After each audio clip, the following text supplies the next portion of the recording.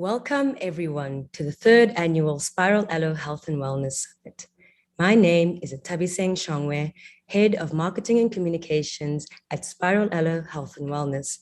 I declare myself a compassionate communicator and narrative strategist, and it is my special privilege to be your moderator for this dialogue and engagement.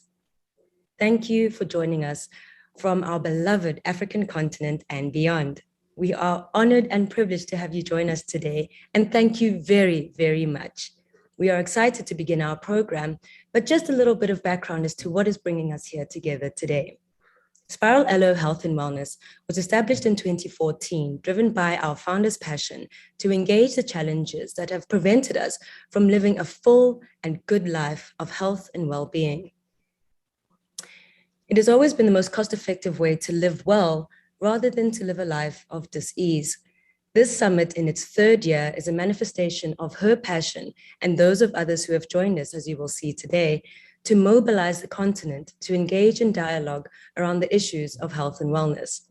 With that being said, I would like to invite and encourage you to welcome the speakers, panelists, while I introduce our conference and convener, founder of Spiral Aloe Health and Wellness, Dr. Mutumang Diao. She is a passionate public health specialist whose career spans more than 30 years in the area of preventative health and now focusing on more important lifestyle and its impact on our overall health. She's a trained medical doctor from the University of Adelaide and has a postgraduate in public health and an MBA from the Witwatersrand University. She is a passionate Gestalt practitioner in international organization and systems development from the Gestalt Institute of Cleveland. She brings all of these elements and her heart and soul into the elements of her work, from individual consultations to group wellness dialogues and corporate wellness retreats. I would like to welcome founder and CEO of Spiral Aloe Health and Wellness, Dr. Mutumang Diao. Thank you.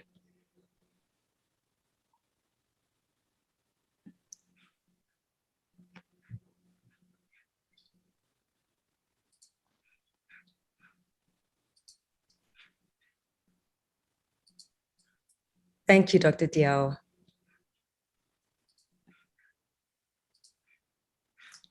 Thank you, everyone. Welcome from a very warm Johannesburg. It is for me an honor and a special privilege to be connected with you all for an afternoon that I know is going to be very, very wonderful. Discussions around our health and wellness, to hear from our very fantastic lineup of speakers. My name again is Mutumang Diao. I wear several hats. I'm a daughter, a sister, an aunt, a friend to very many, and a mother to my adult children, one of whom is our moderator this afternoon. So thank you very much, Tabiseng. Above all these hats I wear, I'm passionate about well-being and the people of this lovely continent that I call home. At Spiral Aloe and Wellness, we dreamed of a world less of diseases. It is this dream that in 2018, we launched our first Spiral Aloe Summit, and then the second one in 2019. The idea was that we needed to start a serious dialogue around how to take care of ourselves, specifically, so that we can enjoy advances in technology and arrive at 100 years, a new standard now, in pretty good shape. We're just finding our bearings, trying to get into the swing of things, trying to respond to these issues, when then COVID happened and our life changed as we knew it. It has been 18 months since, and we're all trying to get back on this train called life with perhaps a new manual and an instruction book. We've lost family, we have lost friends, we've lost neighbors, all of them, far and wide. And in the process, we have been left battered. We've suffered the COVID and we're still battling the long side effects that come with it, both social, economic, political, you name it. We have truly been battered by the weight of it all. But rise we must. It's not the first time society has seen a calamity, and it's surely not going to be the last time. So in reflection, as I introduce our speakers, my mother turns 88 this October. And she has spent not a day in hospital, not a day, except for her, and of course, she delivered her 7 children. She's slowing down a little bit at the moment, but she's definitely not unwell. I remember though in reflection though that my parents walked a lot to and from school, which is a little bit further, 3 km from where we lived. They grew their own vegetables and fruits. They fertilized their vegetable garden and fruit trees with manure from the animals they kept. Meat was for special occasions and church for Sundays. I know many of you will remember this of your own parents and possibly grandparents as well. So is it genes that she's at where she is? Is it her lifestyle? In my readings and researching, I came across the story of the Blue Zones. The Blue Zones regions are home to some of the oldest and healthiest people in the world, besides having a large percentage of people that live to 100. The aging population also remains quite active, well into their 80s and 90s, and typically do not suffer the degenerative diseases common in most of the industrialized world and the world we now live in. So what do? They found 9 threads through this Blue Zones. And here they are. They move naturally. Moving naturally through the day, walking, gardening, doing housework is a core part of their lifestyle. Secondly, they have purpose. Knowing why you wake up in the morning makes you healthier and happier, and adds up to 7 years of extra life expectancy. Thirdly, they downshift. Stress is part of life, but in the Blue Zones, the centenarians have stress-relieving rituals built into their daily routines. And I'm hoping that as we get on with our speakers, we'll hear how this is done. The Adventists pray, the Icarians nap, and the Sardinians do happy hour. The 80% rule, a Japanese tradition. They stop eating when their stomachs are just 80% full, and they eat the smallest meal in the early evening. A plant slant to their diet. Beans are the cornerstone of most centenarian diets. Vegetables, fruits, and whole grains round the rest of the diet, and meat, as I said, is a special occasion. They have wine at 5. Moderate but regular consumption of wine with friends and family as part of their lifestyle. 7, they belong. They belong, and being part of a faith-based community adds up to 14 years of life expectancy, as subsequent research has shown. Loved ones, having loved and strong family connections with spouses, with parents, with grandparents and grandchildren is common with the Blue Zones. And finally, the 9th element, the right tribe. The world's longest lived people have close friends and strong social networks. At Spiral Aloe, we have sought to bring all of these elements of longevity when we work with our clients in our consults, in the work that we do with corporates, and when we engage with our wellness dialogues and summits such as this one. We hope that lineup of speakers today and the panelists, we have actually agreed to take time out of their very busy schedules to be with us, will today share their stories, touch on some of their lessons learned through their lives and professional lives, and assist us in going away with practical tools on how to take first steps towards resetting our world for a wellness lifestyle. I've come to believe, Lao Tzu said, that indeed the journey of 1,000 miles starts with a single step. And I welcome you on this, our wellness journey, which starts with us. Thank you very much, Ntabiseng.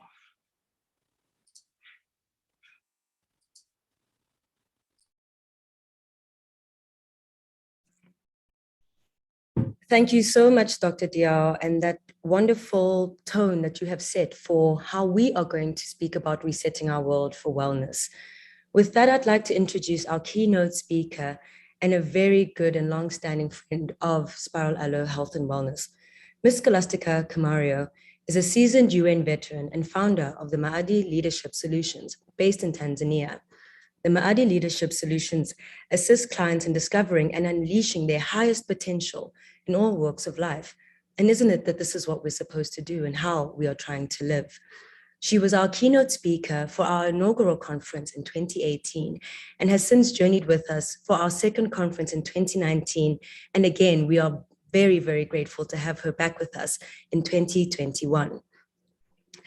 Ms. Scholastica is a veteran, unlike any other. We have seen and had her join us and are very, very privileged to have her celebrate with us the 2021 winner of the Lifetime Achievement Leadership Award of the WIMA. She is also a 2020 winner of the Mwakwanabe Washona Women of Substance Leadership Award by WIB KPG. She is a global thought leader on governance, international diplomacy, and development and cooperation. She is a founder and executive, as I've said, of her Maadi Leadership Solutions and Company, which offers knowledge, skills, and tools on how to discover the unleashing and unlocking of our potential. She's a certified conscious leadership and mind-body energy healer and practitioner who has 31 years of experience working in the United Nations and in different countries on various levels of leadership and responsibilities of seniority. Ms. Scholastica has also got a master's in social policy, planning and development in developing countries from the London School of Economics and Political Science. She's also a former journalist and columnist and a dedicated human rights activist and women empowerment enthusiast and advocate.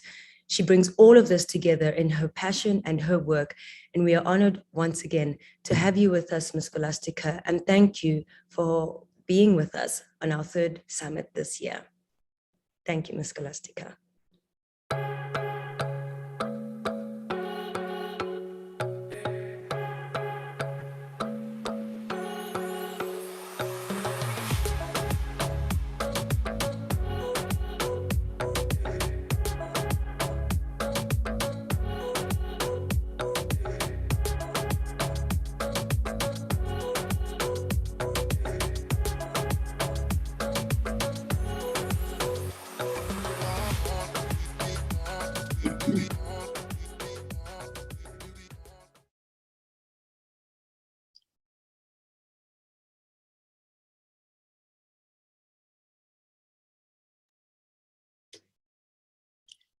Hello and good afternoon, good evening, good morning, wherever you are.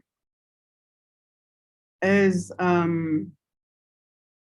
colleague, our facilitators have just said, my name is Scholastica. Call me Mama Kimario or Maki Mario. I have to start with a confession. And the reason why I agreed to take on the big picture issue of what it would take for wellness to go mainstream. See, I was not always a wellness buff. In fact, I was a development journalist, I was a planner, I was many other things. And most of all, I was one of the few people, I was born at a time when most of Africa was not free. And therefore, when I was going to school, I was one of the few girls who got the chance to go to school. And our country got independence in '61, which means we are 60 this year in December. And I was one of the few whose scholarship was paid for by the government. So we were actually a team of cadres of fighting for freedom, not only flag independence, but also economic emancipation of Africa. At the time we got independent, not even Kenya or Uganda were free. There was the whole of Southern Africa, there was Northern Africa, there was the Middle East, and in Southern America. So I was a freedom fighter using the pen mostly and the power of words to actually fight for freedom nationally and internationally. And as it so happens, I got the privilege of joining the United Nations already in April 1978. And by the time I was 54, all these years I fought, I learned to fight. You know, I had a big, a fast mouth, a fast mind. I fought for freedom, not only for Africans, but also for women.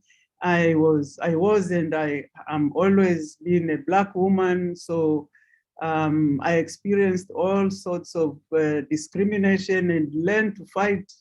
So I really found myself moving in the city, driving with what you would call a military truck in the city. In retrospect, in places where I could have walked or even used the bicycle. So the body kept count. And by the time I was, all the time I was very strong. The time I was 54, I was working in Lesotho.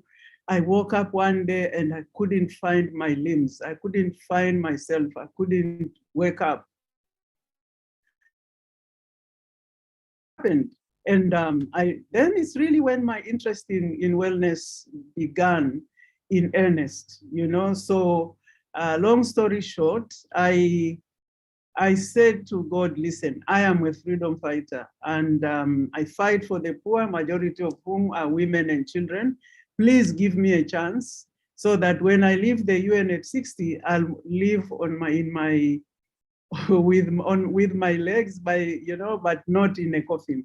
And that's how come at the end of 2009, I retired from the UN, invested my pension fund to go and learn mind-body medicine at age 61, actually. And then I came back, established Maadili Leadership Solutions, the objective of which is to raise awareness, consciousness, and self-mastery. Basically, my objective, and you can see from the map of Africa, is that I am an Afro optimist. I believe Africa has the highest potential, and all the work I do is to make sure that while I'm still on this side of the grave, I can leave a legacy by contributing what I know. So when you look then at my next slide, I simply introduce the subject. You know, what would it take for wellness to go mainstream in Africa? Africa, because that is what and where I know. And I then make a certain synthesis to say, or proposition to say, to ask the question, what does Africa need? As you will see on my next slide, I actually am saying we need an enabling environment. Africa needs an enabling environment, which is underpinned by three core issues. One, a systems thinking, people-based value system for governance. Secondly, a participatory approach to governance at all levels. And thirdly, adequately resourced sustainable development programs and plans. Now, what would it take? I then look to see what is really wellness. And I simply know that most of you who are actually on this Zoom summit will be familiar with this, but wellness is more than one thing. Wellness is not only the absence of disease, and Sis Mutumang has talked about it quite well. I just thought, you know, visually, we need to see that it is at least 8 elements, and most of these elements are actually also on the UN Sustainable Development Goals. Now, I look to see in my next slide, where are we? And I am actually saying that we have had a historical neglect of mind, body, spirit. Somehow, even when we talk about leadership, I'm often invited to say, please come speak to us about the soft issues. And yet, what we call the soft issues are really the core issues of our lives. When you have no wellness, you cannot be a good leader, and you actually are under threat not to live a healthy, long life. So I say we have actually neglected 3 areas of being body, mind, and spirit. In terms of the body, I just want to say that for me anyhow, I was brought up as a Catholic, Roman Catholic for that matter. And we were told that to worry about the body is vain, is vanity, is a sin. So I did everything possible not to worry about the body, not knowing that my vital force, vital energy, which actually can be seen as breath, and not also understanding that my body, the personal body, was made up of the food that we eat, and also the mind, the environment, linking the environment, the food we eat, etc. And then the mind, many of us, we don't know, where is the mind? Is it in the head? Is it in the body? Many of us really I did not know enough about the mind, and therefore I let my mind run wild with this revolutionary zeal and vigor, not realizing that the mind is a very bad manager, of your life. It is better if you are able to manage your mind. And then I talk about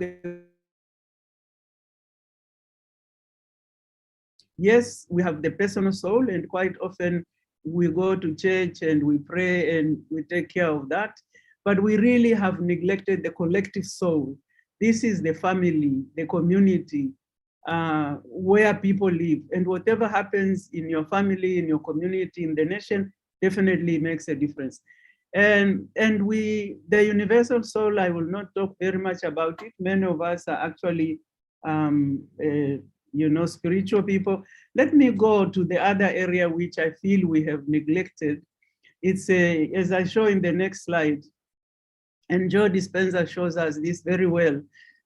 Those of us who did biology, we were told about the glandular system. And the glandular system is actually the focus of our energy. We are also energy beings. And that is an aspect which we don't pay very much attention on. Moving on, I would like to then also point out the fact that one thing which I really learned, and I was hard hit to understand this, was that your body, my body, is the best and most effective feedback mechanism that God gave us. It is what governs our breathing. The blood is flowing. We don't have to worry about it. We go to sleep. We wake up early. We get pregnant. The children are born. It does everything. It records everything also. Whatever you think, that is why we have to mind our words. It's alert, but most importantly, it controls 95% of our lives. So whenever we are going to work up around issues of wellness, especially if we want to make wellness mainstream, we need to be able to understand why we have to work on the subconscious mind so that at least the 95% of our lives is positive and therefore is able to move. And this is why we actually find it very difficult to change. When I look at the next slide, it's just simply to point out the fact that when we actually, our needs are not met. You will see on the next slide that we then get into all these non-communicable diseases. And only one word to say, as Dr. Diaho also said, the pandemic, the corona pandemic has really actually exacerbated all of this. And the truth also is, most of the people who die is because they have many of these comorbidities. Now, moving on in the interest of time, I wanted to just throw some light on the fact that the mental, usually we have been looking at mental wellness as something for a few people. I am proposing that if we are going to make wellness central, and especially after the COVID pandemic, we need to prioritize mental wellness. Now, very quickly on the, one of the things we can do, as I show on the next slide, is actually to learn to meditate and to practice meditation. It improves the brain function. It actually it reduces stress. It improves focus. It also improves cognition. And there are other benefits as well, but I would like now to spend a bit more time of whatever is left of my time on what it would take, to actually be able for Africa to take this thing. The first thing that it would take, how we can make wellness at the center of Africa needs to have a vision and a roadmap focused on a legacy that centralizes wellness as a part of our core business. Right now, I do not know of any country in Africa which has actually prioritized wellness. Secondly, we also need you and I, all of us individually and collectively, to have that vision and roadmap of wellness, and not only to think of, I know I'm speaking to the choir, but not only to go to a hospital and think that is when we think about health. The other thing I insist on is actually in terms of our development planning and implementation processes, we have to start to engage a AAA conceptual framework approach to development, whereby whenever engaging assessment, we analyze what the problem is in order to discover the underlying and the basic causes of development challenges, and at all levels of society before planning and defining implementation and accountability responsibilities. I cannot stress strongly enough that for me, the biggest challenge about COVID-19 is that we have not engaged in this process. The world has not done that. And as a result, we are all confused in terms of why we are doing what it is we're supposed to do, and therefore getting diminishing returns. Thirdly, I would like to insist and remind us from my revolutionary perspective that we need to grant ordinary people access, you and I, to the right to own our problems and the solutions to those problems. Remember how we used to say, nothing for us without us. This is a human right. And it is very true that these days, our people do not know what the leaders are doing and on whose behalf, except on their own behalf many times. I'm also saying, fourthly, Africa must involve its youth. We have the highest number of youth, creative people, girls and boys, young men and young girls, as stakeholders in our development process and outcomes, and stop talking about our youth as a lost generation or a lost group of people. Fifthly, we must design and implement a systems thinking approach to participatory local governance and development. No government can, basic services cannot be given on a plate. People have to have access. People have to be involved. They know their problems. They know the solutions. If we look at a country like South Africa, how could it have managed to fight a system of apartheid if it was not because of the completely organized system of involving everybody from the grassroots level? We seem to have forgotten that. We seem to have even told our people, we will do things for you. And they are now saying we would like government to do that. And when government doesn't do, people are on the street toying and losing their lives. We must come back to actually make sure we do have a systems thinking approach to involving people in their own development. I'm also saying before we even go to health, we must refocus the education system to changing mindsets. You cannot solve a problem, any problem, with the same mindset that created it, as Albert Einstein told us. And I know from my own experience, much as I have the knowledge, skills, and tools on how to discover and unleash my own leadership potential and improve my wellness, I find the greatest challenge for me is the changing of mindset and making into practice. Then we really need to refocus health systems to prioritize preventive and promotive wellness above curative medicine. It is very clear that for COVID-19, for example, if our people had a good immunity system, if we all were working as governments and people on preventive and promotive wellness, like Mutumang's mother and family have been doing, we would not be in this chaos. Really, there would not be so many people dying of COVID-19. And finally, on this list, I am saying we should put children first on every governance and development agenda, beginning with wellness. It's a foundational principle. Why it is not possible to build a good house if you don't start with the foundation. And at the moment in Africa, every country shows the wellness of children is really at a very poor status. And we must change that if we are going to succeed. I want to wrap up with the next slide by saying the following. You know, these are the Sustainable Development Goals. Unless and until they are implemented, our governments and people go back to the drawing board and refocus their plans of these Sustainable Development Goals, including wellness, on the basis of the systems thinking approach I have given, I do not believe Africa is going to meet the target. And on my last slide, I then try to show some of the places, you know, suggested further reading.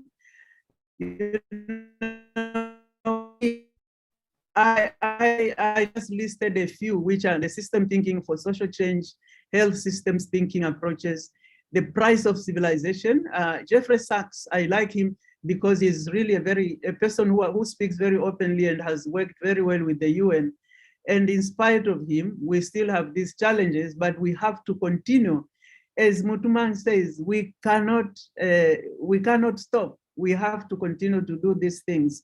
And a lot of it needs for all of us to go look beyond health and then see also, when I look at people like Dr. Joe Dispenza becoming supernatural, how common people are doing the uncommon, we also have to be the change that we are talking about. And that is a very particular challenge for me, so that the next time, Sis Mutu, that we do this again, I should be looking much, much better.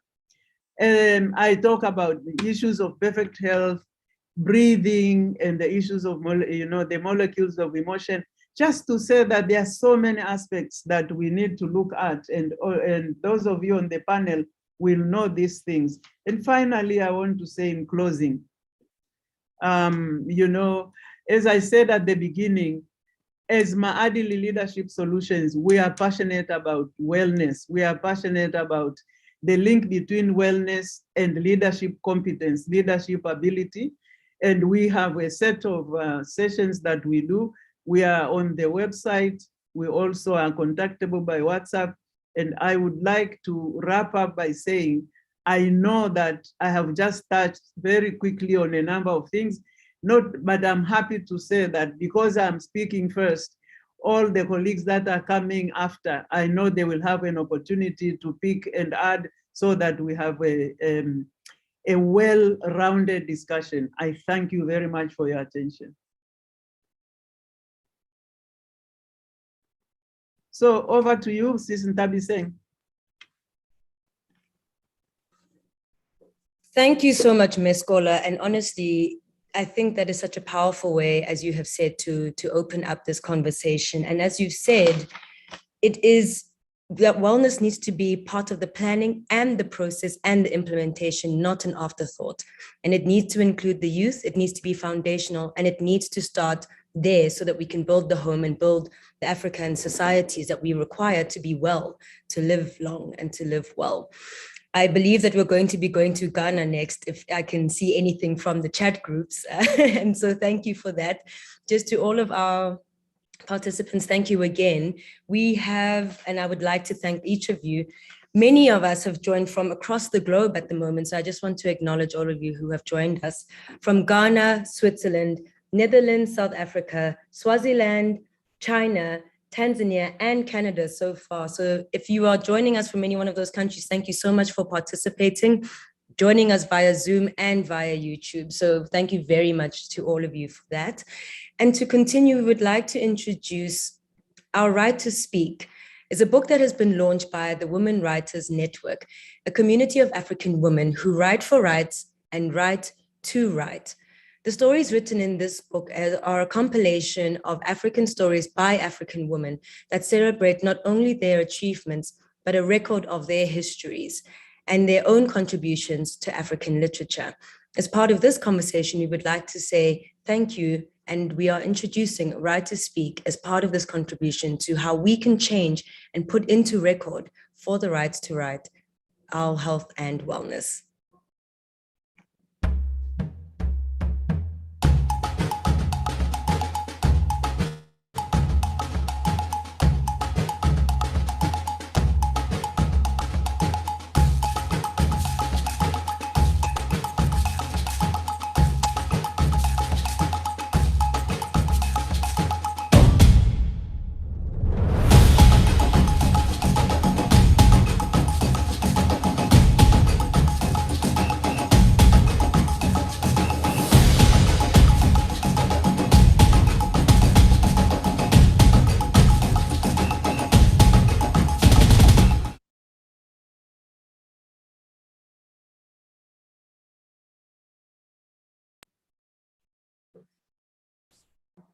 With that, we move into our first conversation that is going to be held by Sethu Shabalala and Robin Bleekers. I'd like to introduce Sethu as a chartered accountant currently working with MTN South Africa in consumer business, where she works with data analytics and in corporate finance to inform decision-making around MTN's consumer postpaid revenue.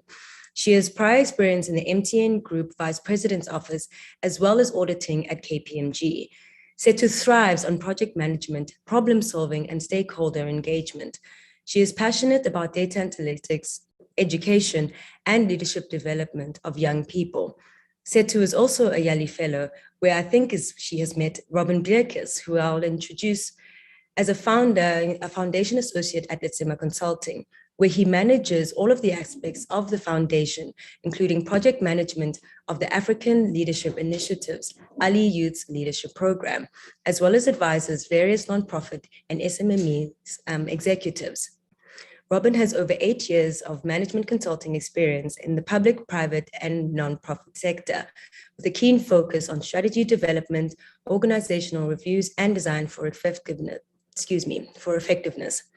Robin has worked across Africa on various logistic-related projects where he's had a positive overall impact on different African countries.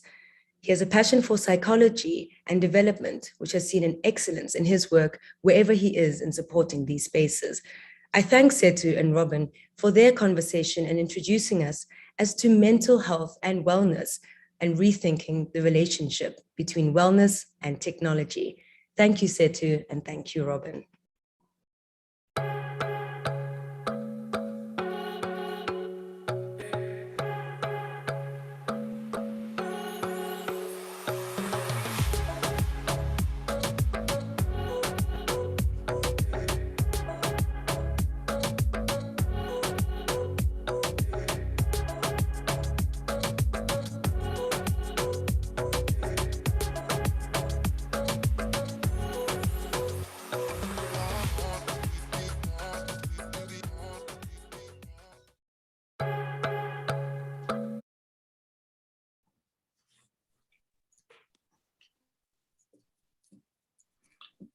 Thank you so much, Ntabiseng, for the lovely introduction.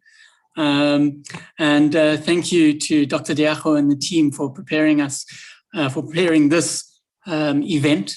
It's been absolutely incredible so far, and the insights have been great. And I hope that myself and Sethu today can do justice to the incredible fellow presenters and speakers that we have here.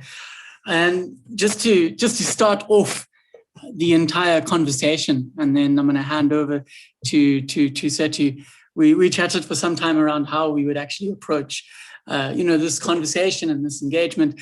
And it really was around understanding a personal story and saying, as young South Africans, what is it?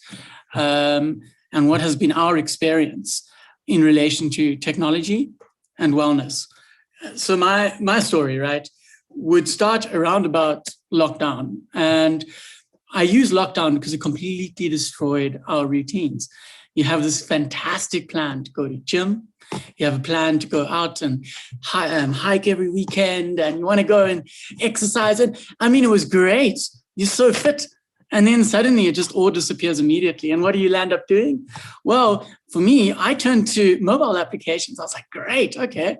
So a good alternative is I'm going to use a home body workout. It's got this great set routine, and we're going to engage with, on a daily basis, all of the different schedules that are on there. And it worked really well for a while. And then Headspace, another one. Oh, it was fantastic. You know, you start to get into the meditation vibes there, doing some yoga as well online on YouTube.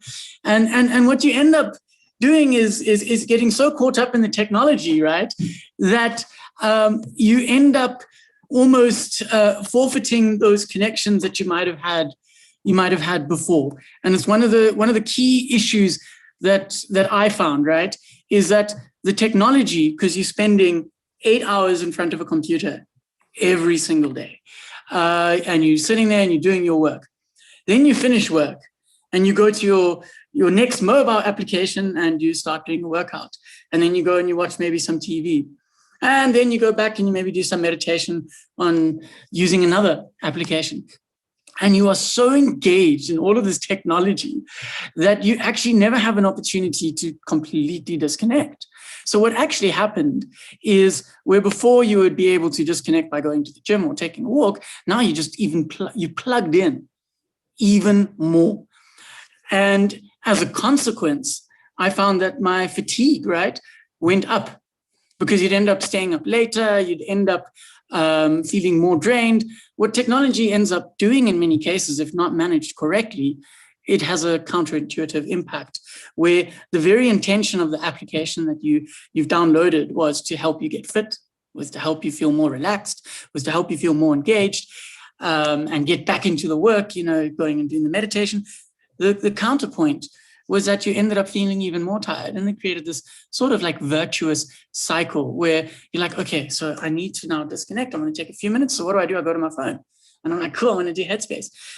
And so what ended up happening is I realized as I went along, is that I needed to actually stop using the phone completely. And I was like, okay, cool, so I'm going to stop it. And I went and I literally hid my phone away and I said, I'm not going to use any more apps. I'm going to do all of this on my own. And it actually worked incredibly well. In fact, post-COVID, right, or post, should we say, all of these crazy lockdowns, what ended up happening is I had deleted all of those applications, and I'd gone and found a way to re-engage with nature on a far more, a far more frequent basis, right? And go for walks every single day. And the time that you spend away from the phone was actually far more valuable. So I think in summary, right, is that really what happened is the very thing that was supposed to help when we were stuck indoors was the very thing that I ended up having to completely leave and say, you know what, I'm not even going to engage with this. I'm going to go back to the grassroots. And in summary, it's saying, you know, you need to ensure that you use technology in moderation and use it as an enabler to achieve your goals, and not as a substitute for connection, for getting outdoors, and for ensuring that you actually make an effort to connect with others and understand your own state of mind. I think we sometimes outsource our salvation, in a way, should I say, to technology, and it has a number of, as I've demonstrated, very negative impacts on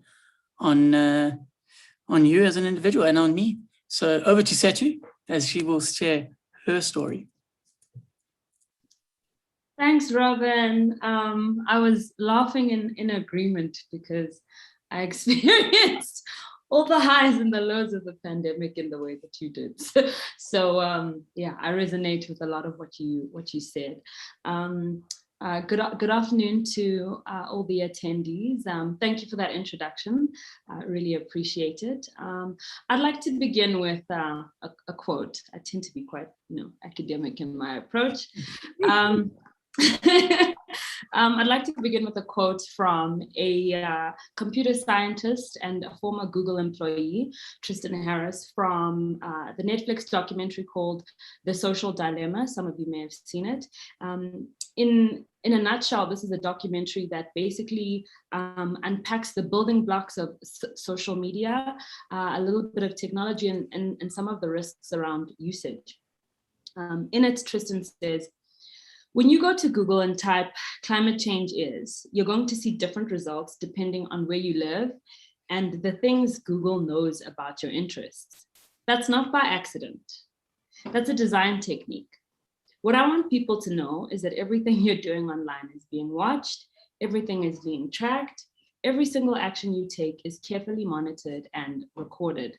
Now, this is not to scare anybody, but rather to make the point that I think in order to make the best use of social media and technology in general, we need to understand how it works.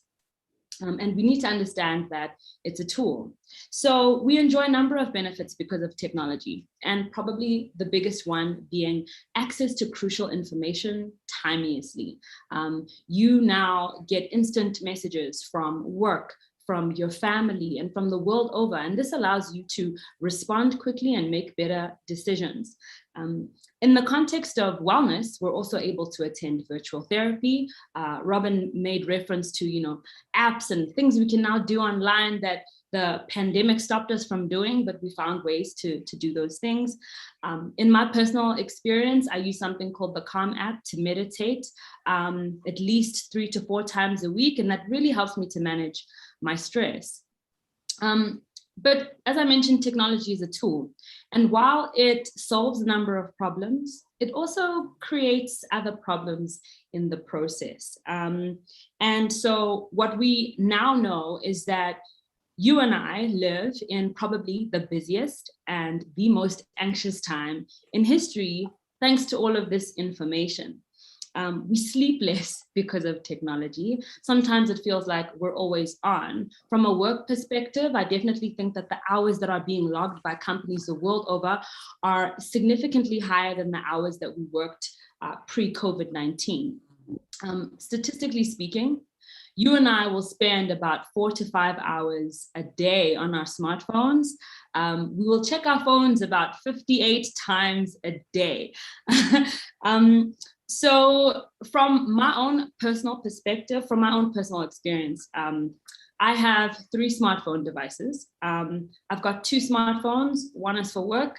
The other one is my personal phone. I also have an iPad that I use mainly for work. So most of my devices are work related. I also will make daily use every now and then of Instagram and WhatsApp. I'm not sure if this is a good thing or a bad thing, but I checked my statistics on my phone and I have an average screen time across these 3 devices of 5 to 6 hours a day. So yeah, we spend a lot of time on our screens. So how do I manage this in my personal capacity? Well, firstly, what I'll say is, I have a career in telecommunications and technology because of technology. And in addition to this, technology is obviously here to stay. So what's important is that we find a way to manage our usage. But my strategy is around 3 key things. I protect, firstly, my focus. So slightly similar to Robin, when I'm at work, I will leave all my devices in another room. It's a little bit like when I was in matric. I did the same thing. When I was studying for my matric exams about 10 years ago, when I was 19, 18, I didn't work with the phone in front of me, and I adopt the same strategy today. The second one, and this is a really important one for me, is protecting my sleep. So I will go to bed and I will keep all my devices outside my bedroom. I leave them in the living room. Friends of mine who come to visit me know this because very often I'll ask them to do the same thing. And I also dim the lights around 8 p.m. so that my body knows that we're getting ready to rest. I also try by all means to ensure that I don't eat or work in my bedroom at all. And the third thing that I prefer to protect is the morning. This is the hardest one though. And that is, I will do that by, not checking my phone within the first 2 hours of my normal day, just to give myself time, to get into the day, to understand my own areas of focus before seeing messages and news on my phone. I go through a lot of trouble to manage my own device and technology usage. And I do that because I have read a lot of books, and I've read a lot of, and I've seen a lot of documentaries like The Social Dilemma, for example, to know that, a sort of out of whack or above average usage of social media and technology has correlation to higher rates of depression. So I think that technology is wonderful, and it's obviously a necessary tool for life progression in our time, and it will probably continue to be this way. But I also liken technology to a really powerful weapon, in that we need to be careful around how we use it, and we need to limit its usage in our lives. Thank you.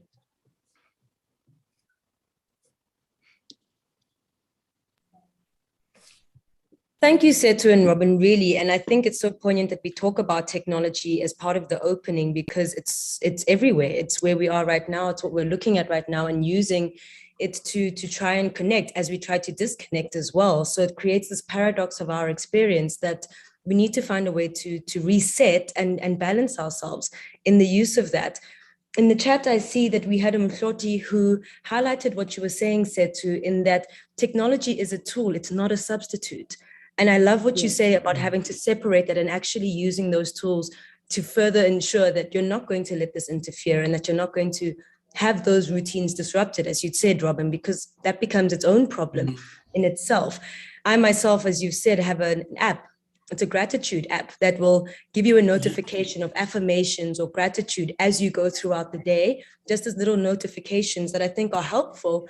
But again, is that a distraction? So we need to be careful as we're also using these things. And I thank you both for talking about how it is a tool, not a substitute, but that we still need to ensure we're protecting our spaces as we create this new world of technologically supported wellness, and rethinking that relationship of the two.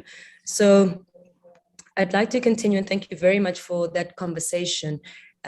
We will be saying, I think that you are possibly going to be leaving us soon, but thank you so much for being with us, and we really appreciate you giving us that introduction, and look forward to engaging a little bit more with further questions if we can keep those up. So thank you so much, Setu and Robin, for that. We'll be moving to our next panel, where I'll be introducing Ms. Meti Maketa. She is one of our United Nations senior field leaders and a mountaineer and an embodied leadership development facilitator. She has over 25 years of experience working with multilateral institutions, leading multidisciplinary teams, supporting political transitions, designing support interventions, and managing large-scale humanitarian emergency operations. She is engaged with a broad range of stakeholders globally and on the African continent, and continues to advocate for bringing wholeness and connectedness into the world of work. I think it is poignant at this time that we really do highlight that these things are integrated. She has continued by designing and leading implementation and transformational projects within the UN, in the public, and in non-for-profit, as well as the private sector. She's occupied leadership roles within the United Nations, including the UN Development Programme, UNDP, based in New York headquarters, where she served as a strategy and regional program advisor for sub-Saharan Africa. She has also worked with international finance institutions, and again, has ensured that development and focus and being connected at all of these levels remains at the focus of her work. She is a trained biochemist from the universities of Franche-Comté in France and Kansas State in the United States. She also holds a certificate in many organizations and systems development, and is currently focused on ontological coaching. As a mountaineer, she's focused on movement and has summited many, many mountains. And I think that as we continue to work our way through the wheel of wellness, it is apt that she speaks to us about embodying leadership. Thank you, Ms. Maketa.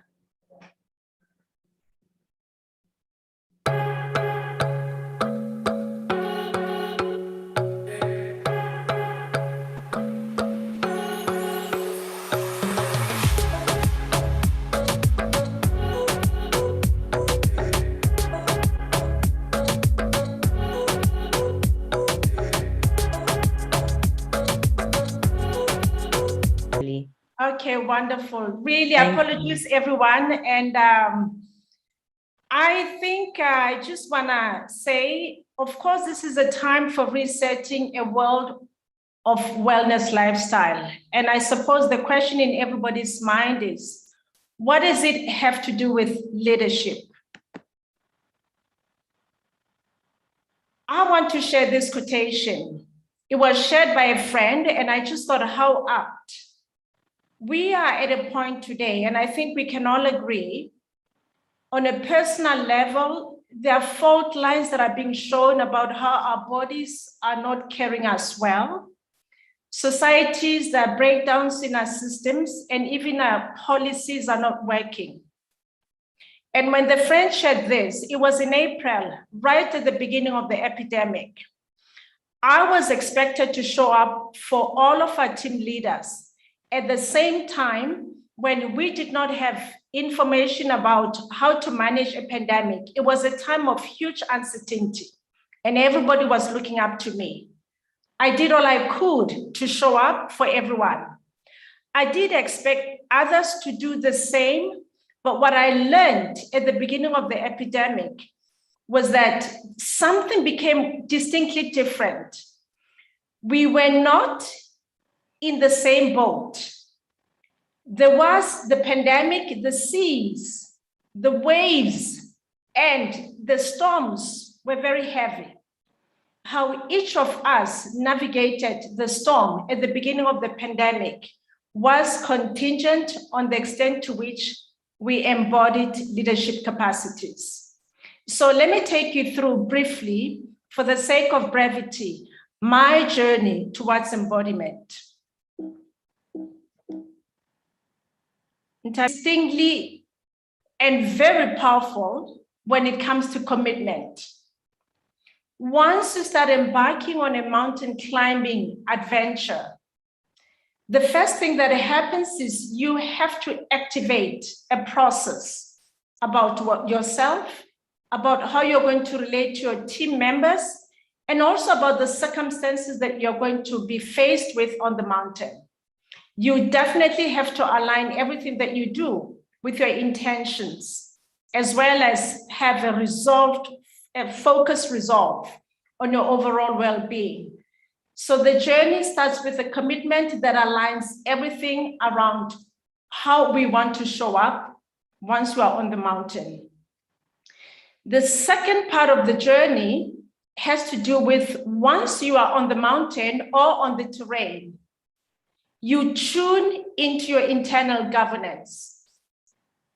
The context is such that there is not a chance that one can pretend. So brutal honesty becomes the order of the day. And the other thing is, and I think Mescola spoke about this, Mescola said something about our bodies giving us feedback mechanism. Our bodies are indeed our brains, and I cannot emphasize this enough. And the other part is, once you are faced with yourself in a given context, you truly appreciate that you need to bring the whole of you, the physical, the mental, the spiritual, as well as the emotional. But you do have moments when you are faced with beyond motivation. You were motivated to do something. You were motivated to get to a point in life. And on the mountain, what is distinctly different is that you cannot just simply say, I'm dropping and going back. The capacity to self-generate has to be nurtured. And this capacity in our lives is about our big why. Why did the decision come about? Why am I on this journey? And one reaches a moment when physically, mentally, and emotionally, you reach a wall. I learned to connect with my breath on the mountain. I never knew how important connecting to my breath was as a life force. Of course, one talks about meditation, one talks about understanding one's breath. And it was once I was on the mountain that I truly, when you are at a certain threshold, an altitude of about 4,000 to 5,000 meters, I mean, the threshold depends on individuals. You are faced with a situation where everything falls apart and you reach a mental wall. And this happens at a time when you would have exerted all of your body parts. You have exhausted everything. And yet you have to continue putting one foot next to the other. There is less oxygen. It gets more difficult. You don't have energy, and yet you must keep going. And it is in that moment that I learned the power of my breath as my life anchor. And the other thing that became very clear was leading oneself, even though you're in a group, even though we're in communities, even though we're in our organizations, it is deeply personal and it doesn't happen in comfort zones. There are moments you have to confront and cross our thresholds. And again, on the mountain, it's real. The physical danger is a reality, and you still have to put one foot next to the other.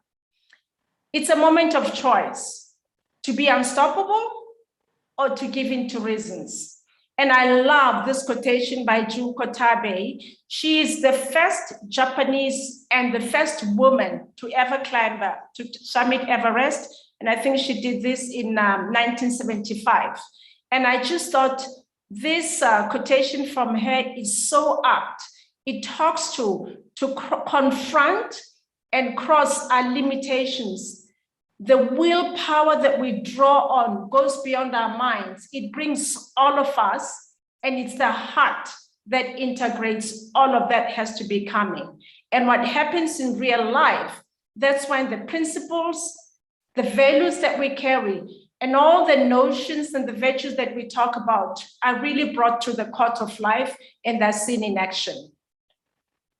And I just want to share, before I conclude, that in my case, I had a moment that I really want to share with you, that my thoughts went to a place where I was looking for a story, for compelling reasons, and for hooks to use to give credence to giving up.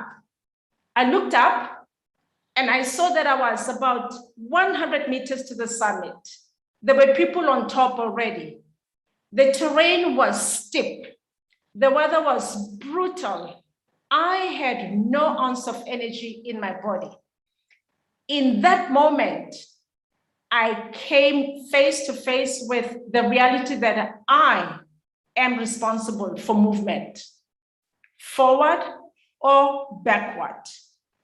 My mind had a momentary blank. Next, I heard my guide's voice, dig deep, push, and move. How often do we stop ourselves? Only because we remain in our comfort zones. And I think this is what the mountains revealed to me, that we do have the capacity to go beyond what we know we are capable of doing.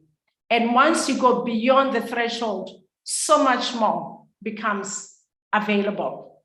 Access to a much broader perspective. And we embody the experience that the status quo does need to transform, but it doesn't happen in comfort zones. Importantly, we understand that our life virtues have to be embodied, and we have an even deeper appreciation and an openness that we cannot do this by ourselves. Our capacity to hold and generate possibilities expand because we would have gone through the process ourselves. I am aware that for this to happen, Many will be asking, but how do I do it? I'm not going to be on a mountain adventure. I think that we must have access to safe spaces which ritualize discomfort, but in a very supported manner, so that people can be supported to embody, and we facilitate that, nurturing and cultivation of some of the leadership qualities. Mountains work for me as spaces for integration. They have given me access to embodied practices, and I dare even say, and a knowing beyond what none of the leadership books that I have read could offer. Yes, not everybody would be willing to be on a mountain adventure, and yet there are possibilities to embark on an embodiment process. So the question that I want to leave with you is this one. What is your crucible for embodiment and a lifestyle reset? And remember, we all show up in our bodies, and our bodies are our brains. These are not my words. Our bodies are our brains. These are the words of Amanda Blake, who actually has a book about our bodies and our brains. So I thank you.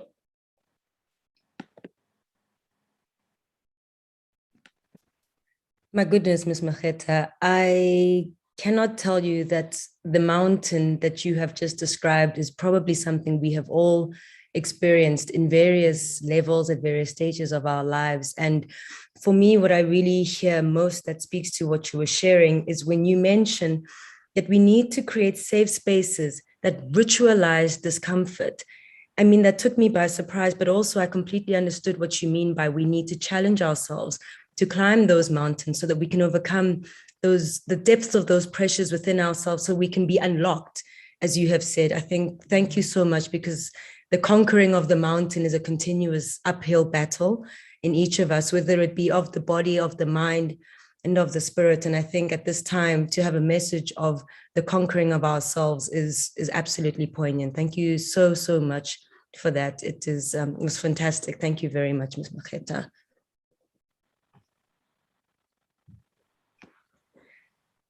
From embodied leadership, we move on to a message of thanks for one of our sponsors, Nozala Investments Trust.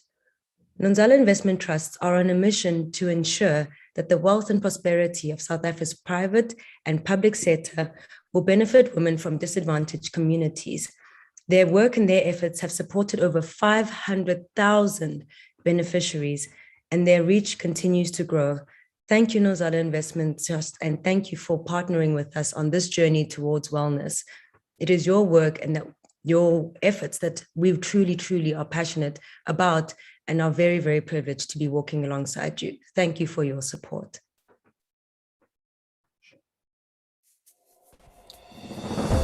It is a great honor for Nozala Trust to be part of this momentous event. Nozala Trust subscribes to all purpose items of this summit, especially with women being at the center of the health and wellness campaign. Nozala Trust was founded in 1998 for the sole purpose of empowering women who still strive for excellence in the midst of hardship. Spiral Aloe Health and Wellness is totally in sync with what Nozala Trust propounds, that of the whole well-being of women and their families. This summit wouldn't have come at a better time than now. It has been indicated from research in South Africa that women have been the worst affected group in terms of job losses and diminished income impacted by the scourge of the coronavirus pandemic. Empowering them on all aspects of living a healthy life would therefore be so beneficial and valuable to our beneficiaries. Nozala Trust is an organization that prides itself in ensuring socio-economic total well-being of women and their families. Is grateful for making us part of this initiative. Knowledge is power.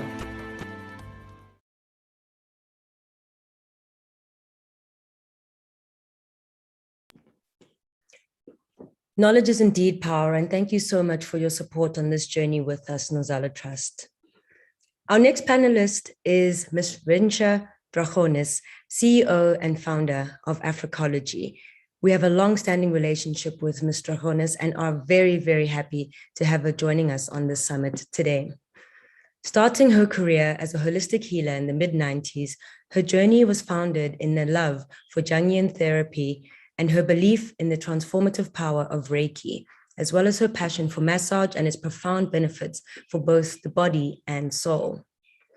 Since the very beginning, she has committed to helping her clients shed their limiting beliefs and instead encourage them to open themselves up to their true nature and authentic potential and power without fear. Life truly works in beautiful and mysterious ways, and while she has guided and coached them towards their highest values, she has also taken her own path and beckoned to start a calling within her. A culmination of her healing practices so far is the love and birth child that she is, Africology, and has become her voice and her vehicle to celebrate the natural wisdom and power from this continent. Embedded in everything that she does, her formulas share and harness the power from ancient healing forms that we have been ourselves very privileged to experience, from intuitively balanced chakras and healing auras to using the incredible power of Reiki for profound healing. This body is a body of knowledge, as Ms. Metsi has shared with us, and we continue to explore in your conversation, Ms. Dragones, why people don't heal when they can. Thank you, Ms. Dragones.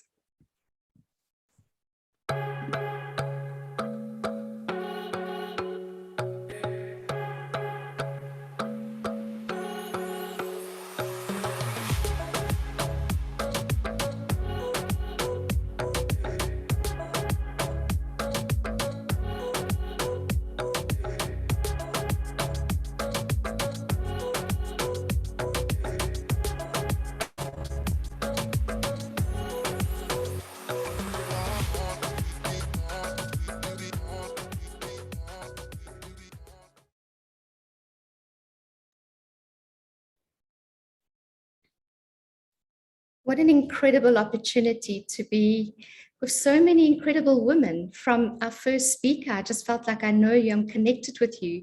And symbolically, we are presenting just about the same work. So it's fabulous to know that we're all connected on some level. Today, I want to share with you something that I've learned over the years, and with so many people that used to come to me for treatments. And the question that always came up is, what is it within you that you are not aware of that's keeping your body in prison, or your mind or your soul actually in prison? The body will always tell us what is happening to us. It's a language we need to learn to speak. And once we learn how to speak that language, at any moment we can tap into it and become aware of that energy right there and what it is saying to us. Next slide. So as I often say to people, life will give us challenges, it will give us difficulties. But when an illness or a difficulty surfaces in our life, it's a teacher that has arrived. To be mindful of every moment and trying to attune or to connect with what it's trying to tell us is the key, or the wisdom that empowers us to perform miracles. Nobody is meant to stay wounded. The wound is only there to open up something deep within us that's preventing us from flowing or moving forward. Empowerment happens when we have the authentic power within us to stop thinking about yesterday and allow tomorrow, to give tomorrow an opportunity to manifest the way it was meant to be. But why is it that we get stuck?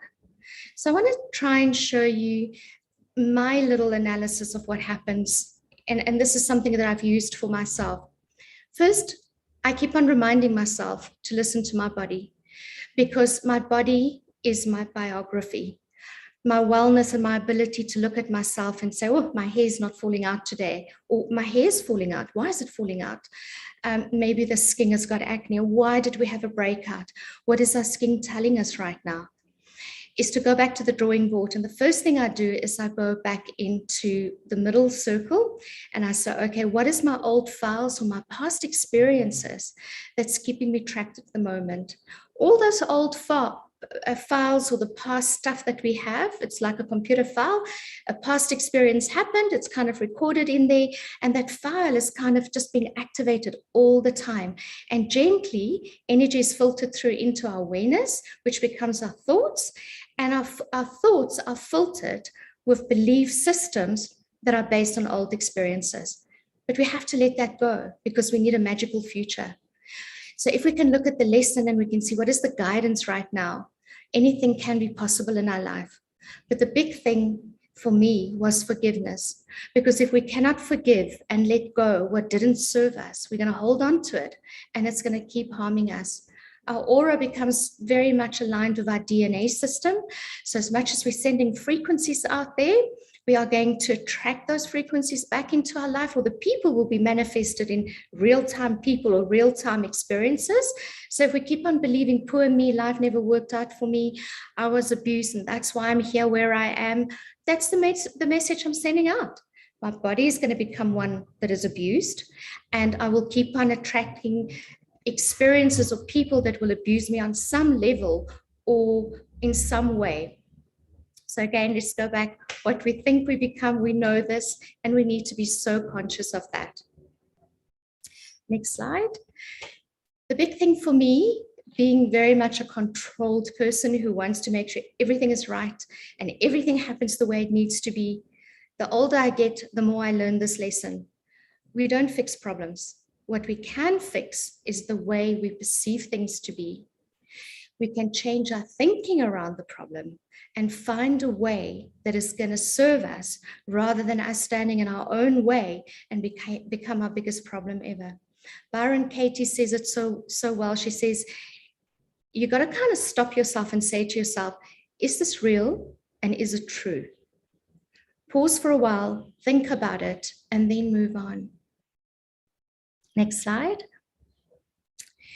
Okay, so we all know that we can change. It's so damn hard because it's staying trapped into what's not serving us gives us a reason to be there. But having to step out of that comfort zone and empowering yourself authentically means that you have the responsibility to edit your life. You are going to create a masterpiece. You're going to look back one day and say, I am not what happened to me. I'm not the problems I've experienced. They were the teachers, and I need to move forward. Energy medicine for me is most probably the most important therapy ever. To rebalance, to go and ground oneself again. And just step into that moment. As I said, feel your body. Where in your body is your body speaking to you at the moment? Where's my vulnerability? And what is the history related to that part of my being? Next slide. Okay. One of the biggest gifts we can give ourselves is to learn the language of our energy system. Starting from the past, our history right at the bottom, it's where we come into this world. We also come in with our parents' stuff, and somehow they find their way in our cellular memory, and we're kind of not aware of it, but it does influence our thinking process or the way we behave or operate. We then have our own experiences or tribal experiences that happen to us in our environment, and that affects the way we feel. It changes our thinking, it changes the way we love, it changes the way we communicate, the way we see the world, and our ability to create with divine consciousness. No one can give you the answers in life. We can assist each other, we can have workshops, but you need to go back into your energy system and say, where in my body am I feeling an unease? Where's my disease? What is the language of that area of my body? And how can I work with that? Next slide. So how do we do this? To be conscious in every moment of how we interact with other people takes a lot of responsibility and accountability. So I always work with a little triangle, and I look at the top part, which is divine consciousness. It is also where my divine guidance and information will come from. And as I go down, to me, I am that I am that divinity, but that part of me that's that divinity also plays out with others out there in the world out there. keeping in mind that they too are connected with their own divine self. But what we tend to do when we haven't stepped into our own authenticity and we've lost our sacred self or our authentic power, we turn that triangle around and it's me against you. And look at that energy, how it becomes completely disorientated. What is that energy in your body doing? Upset, angry, you didn't do. And what's even worse is that the past little messages of who did what to me becomes projected onto other people out there. So again, we need to go back and say, okay, I'm calling my spirit back, I'm taking my power back. What does this mean to me? What is the challenge this person is giving me right now? Let me see the teacher. I want to learn from this. You kind of got to take the ego and put it away. As I always say, you can be angry, it's okay. But you've got 10 minutes, you've got to step out of it and never hold on. It's like Wayne Dwyer once said, and it was so beautiful, it's like drinking poison and taking poison from someone else and drink it and expecting yourself to be okay. The other person is going to be okay. You're not going to be okay. Take what didn't work, give it back, and choose your battles. Choose what will work for you. Next slide. So healing starts within us. We can try and get permission from other people to witness our sadness. We can get other people to feed our victim consciousness and say, shame, or I feel for you. But what are you going to do to make the difference? Healing happens on many levels. It can be financial disease. It can be a financial issue. My journey came from a space where finances were my biggest disease. I had nothing and I had to make something out of something. But I had to call my spirit back every time I stepped into that fear that I'm not going to have, or a belief system that told me it can't work. I had to be my own leader and say, well, you know what, this feels good for me. The energy feels okay. It might not work for someone else out there, but my intention is hooked here. This is what I love. And I'm going to make work what works for me.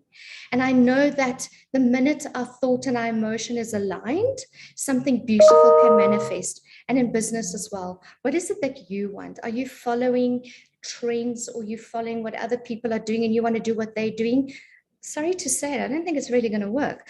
But you got to go back to who are you and what light can you shine, or what can you bring that will make a difference? Next slide. So having the power to tap into your internal force. This one is very true. And until we're going to realize that nothing is out there that's going to keep you safe. Your safety can never be measured against other stuff. It can only come from what's happening within you. When you know that you're going to show up for yourself and you will be there when you need it, you don't need to be dependent on anyone else, only you. Next slide. I love the story of butterflies. They always remind me of moments when I personally never thought that I could reach another stage. But what came to me was that I'm evolving. Where I am now, when things don't happen the way I want it to be, it's not okay. Don't judge it. Move through it, because something is transforming and something is re-emerging from that can only be better. But it's when we're fearful of it and we suppress it and we don't allow it to birth that we actually abort something that is so sacred and beautiful that's about to manifest because of our own fears. And our next slide. So what I want to ask is, we all have a story to tell. What is your story? Is it one that's based on victim consciousness, everything and everyone that's done everything wrong to you, and how that's keeping you where you are now and you can't move out of it? Or are you going to own the story and say what they've done was damn wrong, it's not okay, learn from it, teach other people, be an activist so we don't repeat those things, but don't become the victim of it. Move through it and let your story be your gift. So go back and ask yourself, what is my story right now? Is it one of victim consciousness, or is it one that I can tell the world to learn from it and turn yourself into your real magical self, where you are able to manifest whatever it is that you want? Next slide. I love this. And for me, this is the most beautiful, beautiful ending. Because one day when you've navigated through your unease, your pain, your sadness, your limiting experiences, but you work through it, you'll be able to tell your story and you can stand proud and you can say, I climbed that mountain. You did it. It was difficult. It was hard, but you had the authenticity within you to use the power of your voice to guide you to say, I want you to know what works for me and what does not work for me. To set that boundary and only to allow in your space what you know is the ultimate truth that is yours, because your truth is going to help someone else to speak and to show up for someone else. And I leave you with that, because illness doesn't need to keep us stuck. Finances that's not working doesn't need to keep us stuck, because we can heal if we see what is wrong. Thank you. It's a bit long. That is absolutely incredible, Rensha. Thank you so, so much. And if I can just share all of the gratitude that is pouring in throughout the comments from the speakers this presentation you've just shared with us, as well as to all of the speakers before, you can almost see that we're all moving through this channeling of this energy from speaker to speaker and are feeling unlocked as we're climbing through and moving through all of this energy. That the safety comes from within us, and that allowing ourselves and forgiving ourselves allow us, as you say, and as our speakers have also mentioned, that we have to climb these mountains, that we are the ones we have been waiting for. And that is my my own sort of power play by Alice Walker. And just to go to the comments, just to share some of the gratitude that is going on in the comments and questions and answers, that this is so powerful. And we've been looking up to you, Rensha, from in the industry for over 15 years and continue to learn from you. Thank you so, so much. From Mind Retirement Institute. I love, love, love this presenter, and thank you to all of the presenters and attendees. This is such a powerful webinar. Thank you so much. We also have another Surama King who's been sharing, holistic healing is indeed the way. And I cannot agree with you more, Samara. This is just as powerful as it feels. And thank you to yourself, Rensha, as well as our presenters who continue to unlock and allow us to be in this space where we're giving each other permission to be powerful. So thank you. Thank you so much for that.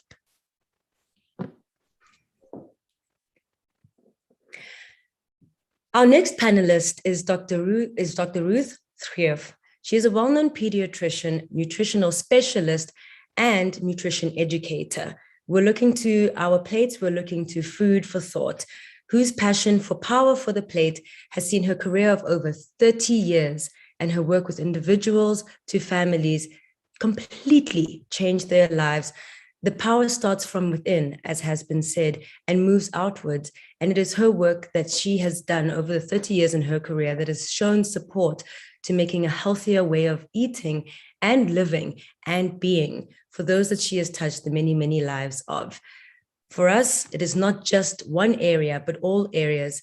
And for Dr. Thrief, it is food as medicine, food as nourishment. Thank you so much, Dr. Thrief.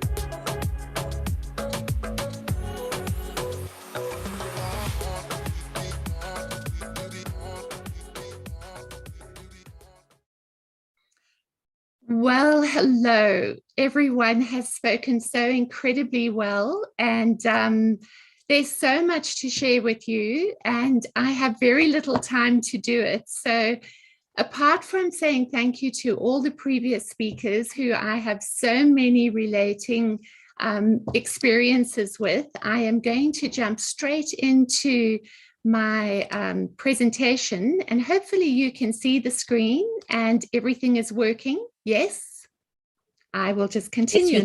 Yes, we can see you. Tell me it's not. Okay, fabulous.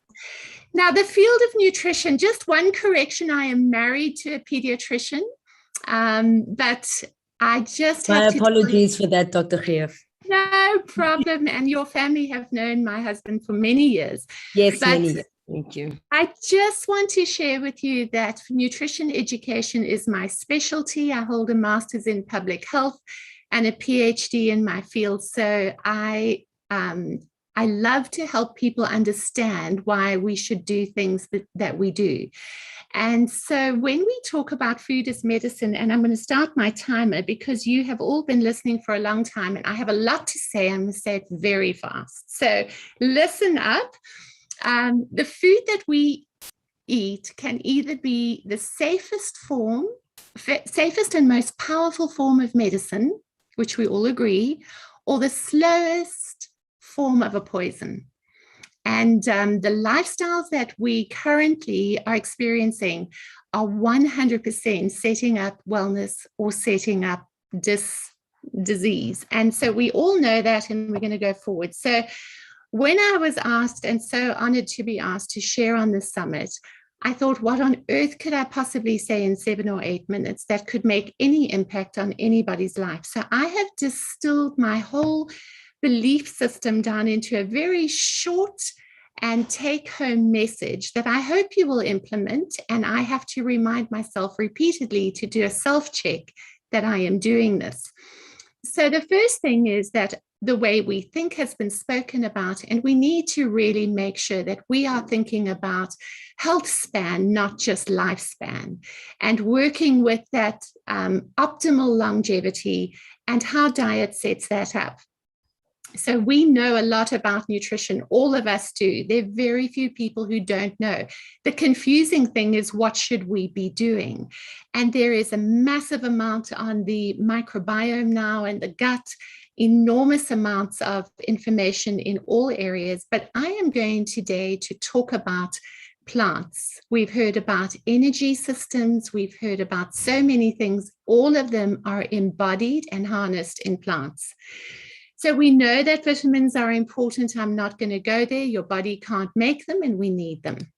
Minerals, we know that also our body cannot make and we need to get them from the plants that we eat and the foods that we eat. So we know that. But this is what I want to talk about because I feel that this is the most exciting part of medicine and nutrition, and that is within all of these simple food colors, there are profound scientific truths. And so when we look at those green fruits and vegetables, we see what the plant actually builds into its own immunity, what we call phytonutrients. There to defend the plant and keep its own immune and health system providing security for itself is there for us too. So we see in the greens, the ECGC, the isothiocyanates, the luteins, the xanthines. I'm not going to go through all of these different ones. We are studying currently more than 2,000 phytonutrients. But we know that the greens are very involved in cellular health, arterial function, lung function, and liver function. And if we look at these beautiful oranges and we see all the orange and yellows, the alpha carotenes, the beta carotenes, all of the other nutrients and there are 600 different carotenes. Eye health, immune function, skin hydration, growth and repair, highly affected by those orange colors. Then we see all the purples, those blueberries and grapes and those purple cabbages, the cognitive health, the heart health, arterial function, antioxidant protection, and then moving across into the reds, not just purples, but now the reds, the strawberries, the watermelons, the pomegranates, the red currants, the raspberries and the red chilies, all of those with the different nutrients that work so effectively in DNA support and prostate health. And then into the very last color, which is our white, where we see elastin, quercetin, healthy bones, arterial function, circulatory health. This is the science that affects DNA. It affects gene expression and epigenetics. It is profound, but it is very, very, very simple for us to be able to implement it in our lives. The average person today eats 3.2 servings of fruit and vegetables per day. The recommended amount is 5 servings per day. So right there, there's a gap. With the British Journal of Nutrition, there's an article that says globally we fall short of our nutrients from fruit and vegetables, and that the average adult needs to double their fruit and vegetables to get the minimum of 5 servings a day, or 400 grams, which is almost half a kilo.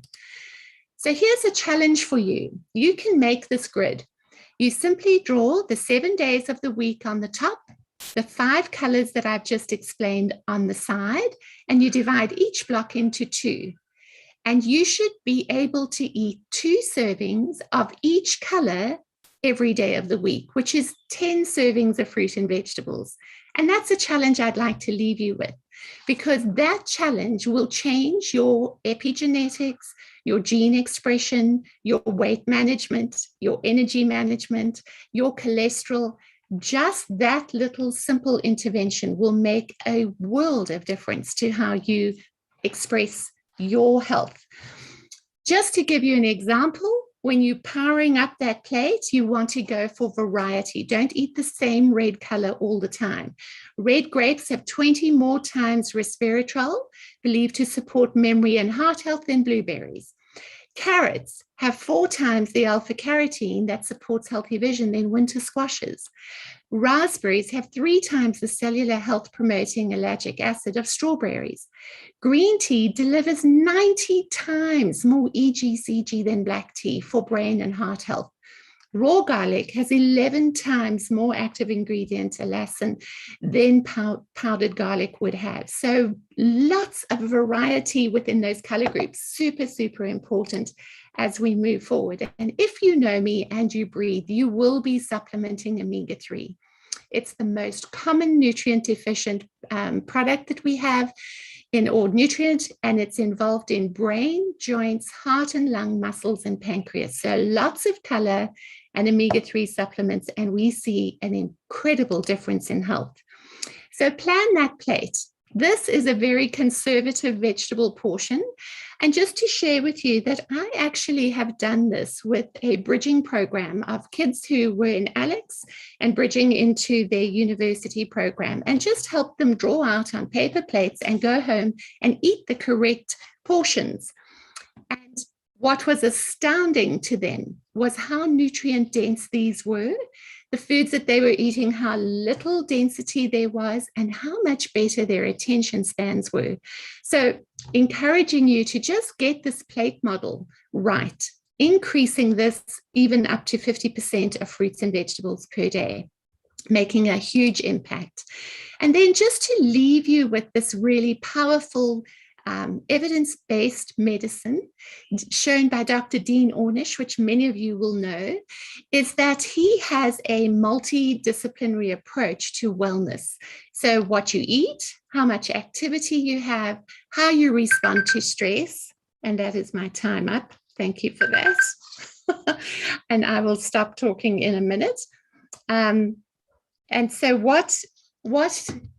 how you respond to stress and how much you have love and support. Many speakers have touched on all of these components. But when you get this right and you have this multidisciplinary approach to wellness, he has shown that there are 500 genes impacted by lifestyle changes, reducing cancer risk, cardiac risk, cholesterol, depression, blood pressure improved, sugar metabolism, and weight loss. Simple interventions that we've talked about here that have massive health span interventions and changes.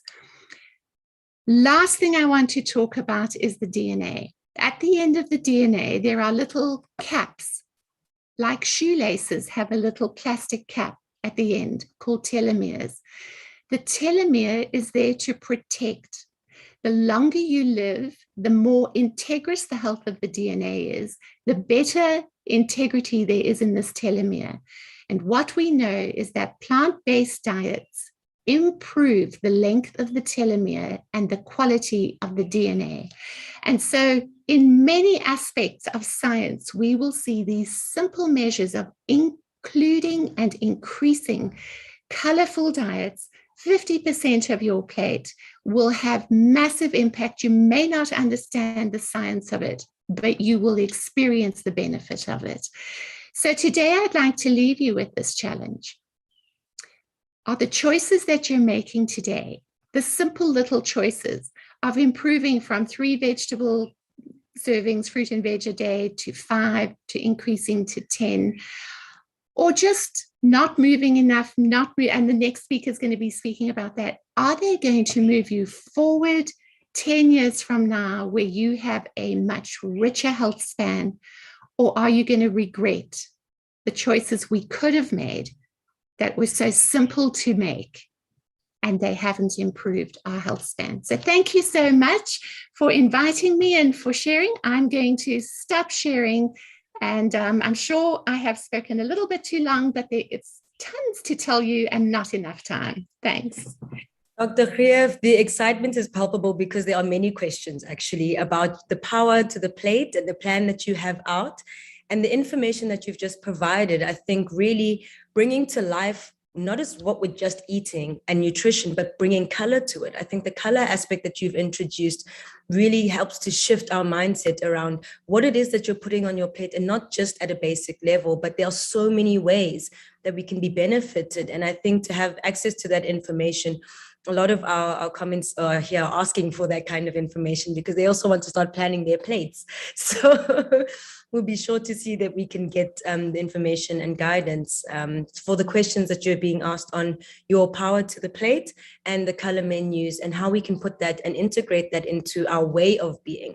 And I think for many of us, it's a shift from moving. It's a way of life, and food is nourishment, and it's not separate to, it's not a diet. It's changing the whole mindset and relationship with food, because it starts in the gut. And once the gut is good, we are good. And really just having that kind of knowledge, and what you share about having access to that information can completely change the way we experience our bodies, and furthermore, able to then perform from our bodies to our minds. And I think it's incredible. So thank you very much, Dr. Khiev, for that presentation. Thank you for the invitation.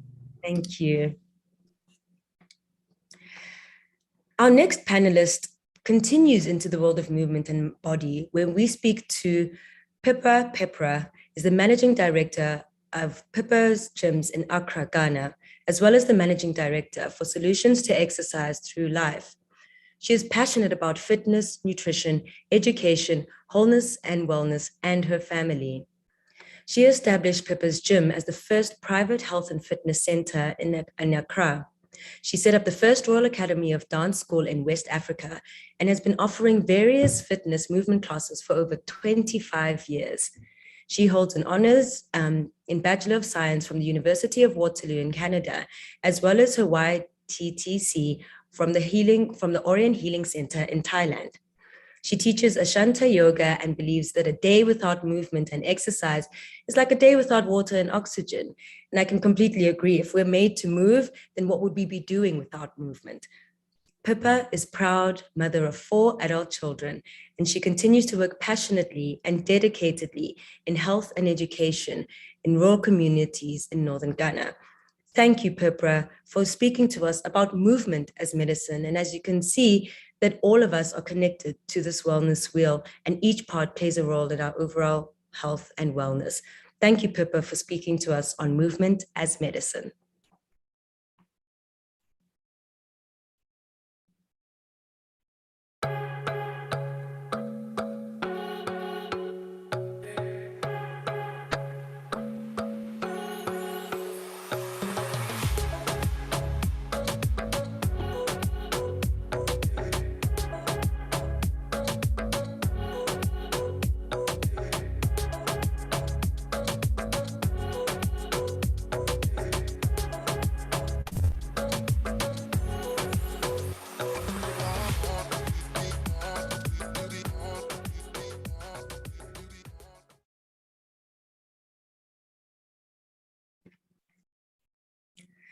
It would seem that at the moment we have unfortunately lost Pippa, but we will try to get her back to join us.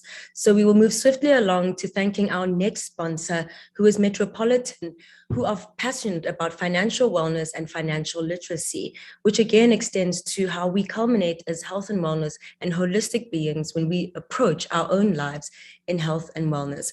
Thank you, Metropolitan, for walking this journey with us. We are very, very glad and honored to have you as part of the Spiral Aloe community. Thank you.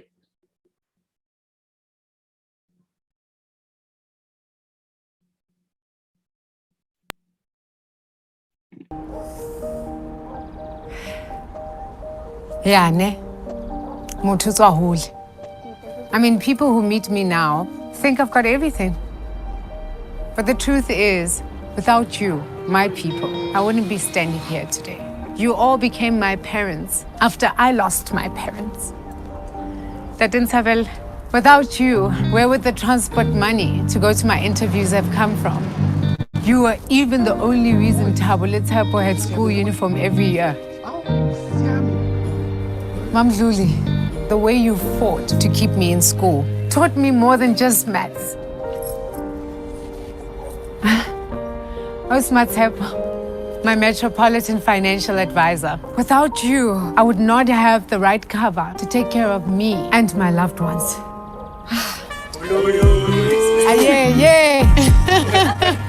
Majita go Koning, walking me home after late shifts. I mean, without all of you here, I wouldn't be the first Tamukwena to start a family business. Yes, Bagabantu Zobona, because my people are my everything. And this is what I wanted to show you today.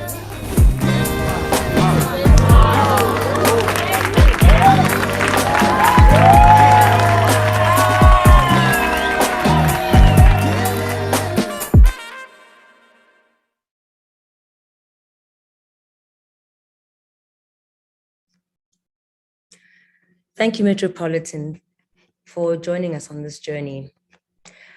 Our next panelists are going to be joined in a conversation with Dr. Matthews Kajene and Frank Lerumo.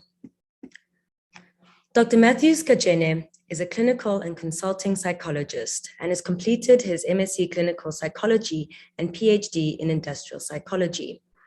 He has worked in various roles as a visiting lecturer, senior specialist, senior manager, national manager, and executive head in portfolios of employee health and wellness, assessment and development centers, and performance.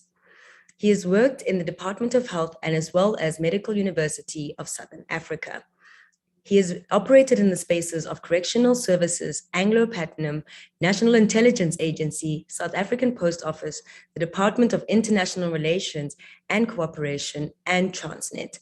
He is the managing director of PsychWell, a consulting firm he founded in 2008 that focuses on wellness assessment, psychometric, neuropsychological, forensic, human resources, and business consulting and publications. His organization services multiple private and public sector entities. Dr. Kajene is a clinical executive coach, and strategist and speaker. He is also an extraordinary researcher in Optima at the Northwest University and has research interests in relationship dynamics. He is passionate about mental health and maximizing people's potential, performance, and capacity. He has thus far published 2 books titled Itute Molodi and The Weeping Tiger. He presents in conferences and workshops and seminars across the continent and abroad. Mr. Frank Lerumo, who is going to be joining us in conversation, is going to be speaking to us as both a clinical psychologist and a student of theology.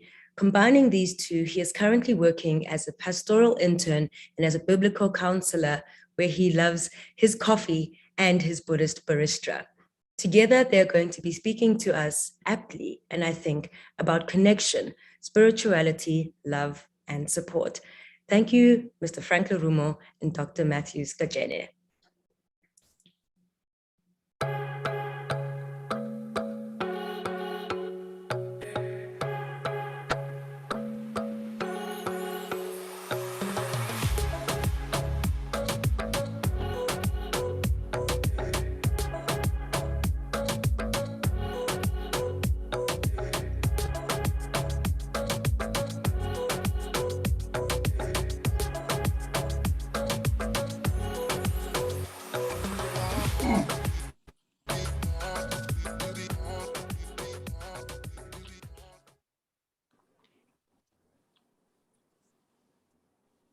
Good evening, colleagues.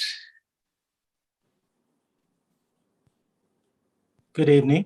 Good evening, colleagues. Good evening, everyone.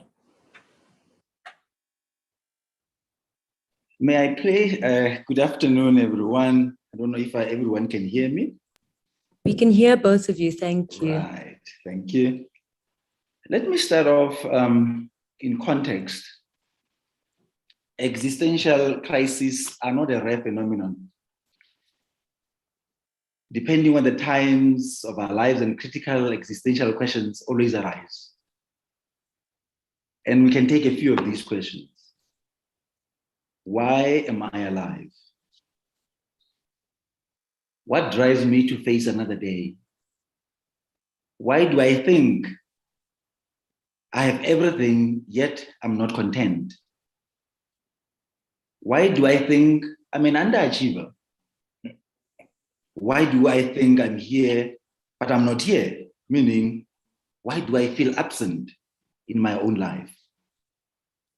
We're always tempted to ask these questions at all times. And furthermore, we ask, why faced with the same circumstances, our response patterns differ so drastically? Consciously, subconsciously, we act, we react, and we enact. From crisis, some come out scathed, torn, dismantled, while others, they will speak of renewal, revitalization, and re-energization in the aftermath. Varying lenses of appraisal are evident because our core in itself is different. We apply ourselves differently in family, social, educational, and occupational settings. The COVID-19 pandemic, just like any other daily crisis we face, have brought about critical analysis of self. We are placing and positioning ourselves within a life context at the very core of our being. This has resulted in life's loss of purpose and meaning for others, troubled inner self with resultant disharmony and lack of peace. But understanding is that purpose, meaningful living, internal peace and harmony are at the heart of spirituality. What is spirituality? A deep sense of grounding, positioning, endowment, inclination, and frankly, beliefs. This set of beliefs refocuses one's one's life, irrespective of life stages, crises, and changes in personal circumstances. But we need to understand that loss of meaning and purpose inadvertently impacts the value of relationships and the quality of connections. We are connection beings. We are fueled by the innate need for emotional, physical, and psychological closeness, distinctly referred to by all of us as love and affection. This is a deep sense of feeling, connecting with others, which can be productive, enriching, empowering in its original form, or frankly, again, the opposite. Depending on our paradigm or any form of frame of reference we use, all these connections can make or break each one of us. In the true art of connection, we are most satisfied when we experience three conditions. First condition, we experience connectivity when we are available, physically available, emotionally available, we are present. We are present in connections when we derive meaning in what we do where we are. We are aptly connected when we experience high levels of safety in every area of our being. And that on its own ushers into us a new way of engaging. The challenge is that when do we know that relationships or connections have gone wrong? We experience gender-based violence, bullying, power struggles, compassion fatigue, erosion of the value and coexistence in relationships, general dissatisfaction, relationship discord, lack of commitment, loyalty, and leadership crisis that we face. But we need to understand that as we move further in terms of that, there's other things that we need to differentiate in our minds at the level of spirituality, connection, love, and support. Each one of us want to be able to be supported. But Frank has something to say on this very topic. Thank you, Dr. Kajani. We are obviously living in unprecedented times. Many of us are sitting here or listening have not experienced anything of this magnitude. Literally, the world has come to a standstill. We are managing a virus that potentially could wipe all of us off the face of the earth or could kill those that we love. So if we are not protecting ourselves, we are protecting those that we love and care for. And how are we doing that? How are we protecting ourselves and protecting those that we love? Think about this. By distancing ourselves, by isolating ourselves from them. When has it become acceptable to support people that we love by isolating ourselves? That's crazy. It is crazy. When we do support those that we love, we want to be with them. We want to be closer. We want to move closer to them. We protect those that we love by not hugging them. This is the reality we find ourselves in. Or not sharing meals with them like we used to. Think about this.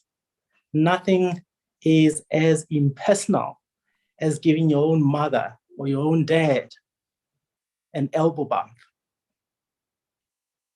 That's the worst level of physical disconnectivity.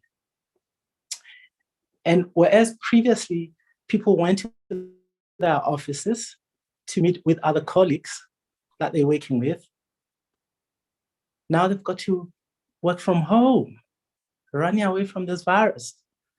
Meetings have become virtual, which means that those that used to get social support from work colleagues are not getting it anymore. Social gatherings are banned. If they are allowed, there's restrictions to how many people can gather. So things have changed. Death confronts us every day.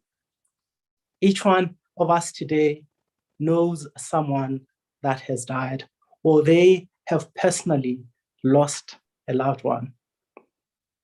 So death confronts us every single day. Our demise and that of our loved ones is right here. We live with it every single day. What is the impact of all of these? What is the impact of all of these? We suffer. We are a suffering people. We are suffering today. Each one of us listening to my voice right now knows what suffering is. We've got fear that we could lose our own lives or we could lose those that we love. We've got anxiety. What does the future hold? What will happen tomorrow? Will I still be alive tomorrow? Will I lose the ones that I love? Will I get sick? What's going to happen? Sometimes there's economic stuff. Will I still be able to keep my job? The companies are shutting down.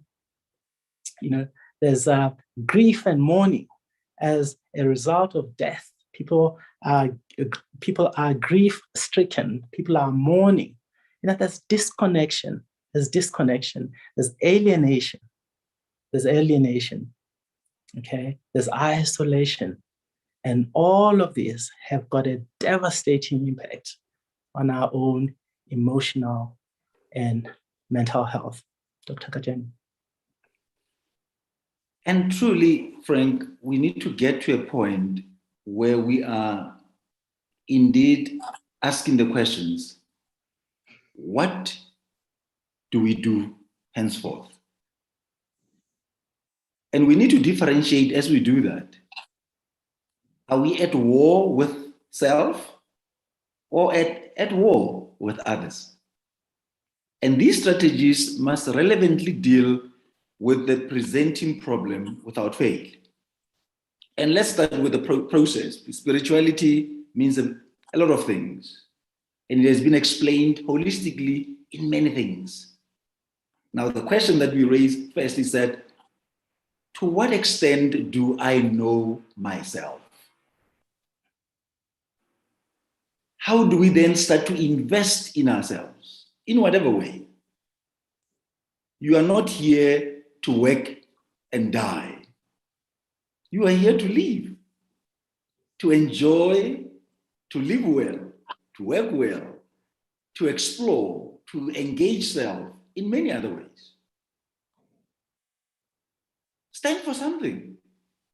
There's nothing that's not rewarding like an individual that does not stand for something. Be known for something. Work towards something that is more pressing for you. Live for a goal. But all of these are not possible if you do not understand your emotions, your thoughts, your behaviors in multiple roles. Whether you are a parent, you are a leader, you are an employer, employee, you are a son, you are a daughter, neighbor, brother, sister, colleague, friend, or more. In all these multiple roles, you need to understand yourself and your role in context. These roles, they come with their own challenges and require deliberate and intentional interventions. You need a break at times as a mother, even as a lover. Maybe one day you need to sleep alone, and so that nobody is around you. Sleep alone and be free. Doesn't mean till death do us part every day. I should be sleeping with this person that is snoring. I need a break at times. And we need to listen to that space of break. Now, support is very, it's most prevalent when we get ourselves to the level of vulnerability in a perceived safe space with people we trust. At this point in time, many people don't trust anybody. We only trust ourselves. And that on its own is problematic and flawed. And we need to be able to understand that space. I would say most heart attacks, other than many other medical causes, are a result of overload, burnout, and isolation, among others. If we need to get the real cause of death, we'll understand extremely well how we go through these heart attacks. When we go through a difficult time, reach out, raise your hand. You can't be alone. You can't be alone. To inspire others, you need the support yourself. But you must remember that love connection, there are boundaries. Connections have got boundaries. If it is toxic, exit. If it is safe and harmless, enjoy it. If it does not work, fix it or leave it. But you need to be in a space of well-being. Simply put, I want you to reflect on what you've heard today and work out this for yourselves. What am I going to stop doing today for myself? What am I going to continue doing because this is doing something in my being. What am I going to start doing? Stop, continue, start. The summary is an action plan going forward. You want to live longer? Make difficult decisions. Your take, friend? Yeah, thanks, Dr. Kajeni. And the question that you are posing, or the question that you are answering is, what are we to do? We are, like I said, we living in unprecedented times. What are we to do? And I'm coming here as a biblical counselor, and I can't help but look at the Bible because it's practical. And, you know, we look at the Bible and the practicality of it.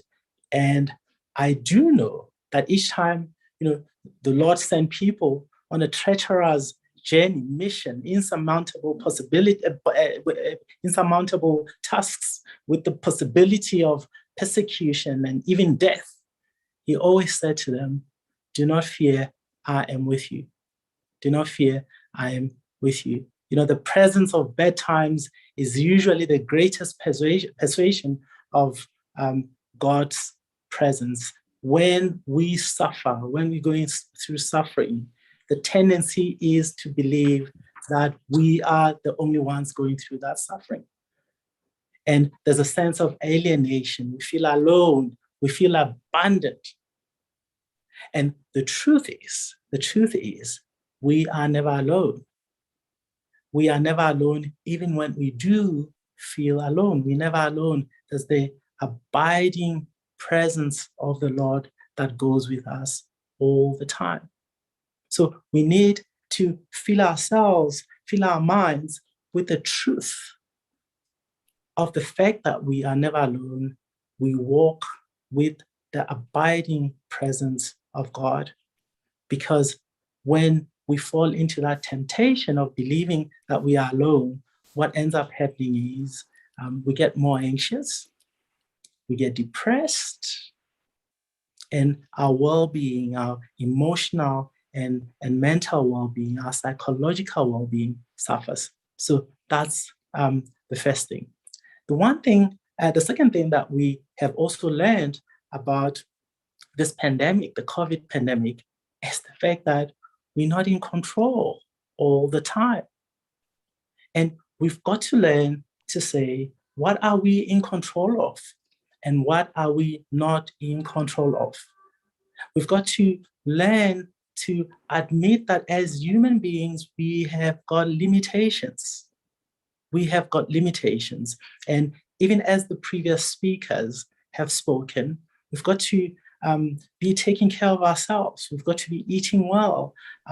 We've got to be doing all these things that ensure that we live healthier lives.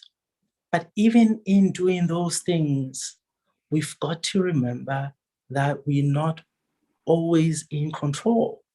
So when bad things happen, when suffering happens, we've got to be asking ourselves the question, what are we in control of? It's not going to help us to try to be in control of things that are beyond our control. We've got to control that which we can and surrender that which we can't. Okay, we're not in control. There's a sovereign God that runs the universe according to his own pleasure. Whether we like it or not, we're going to have to submit to that reality. That's number two. Is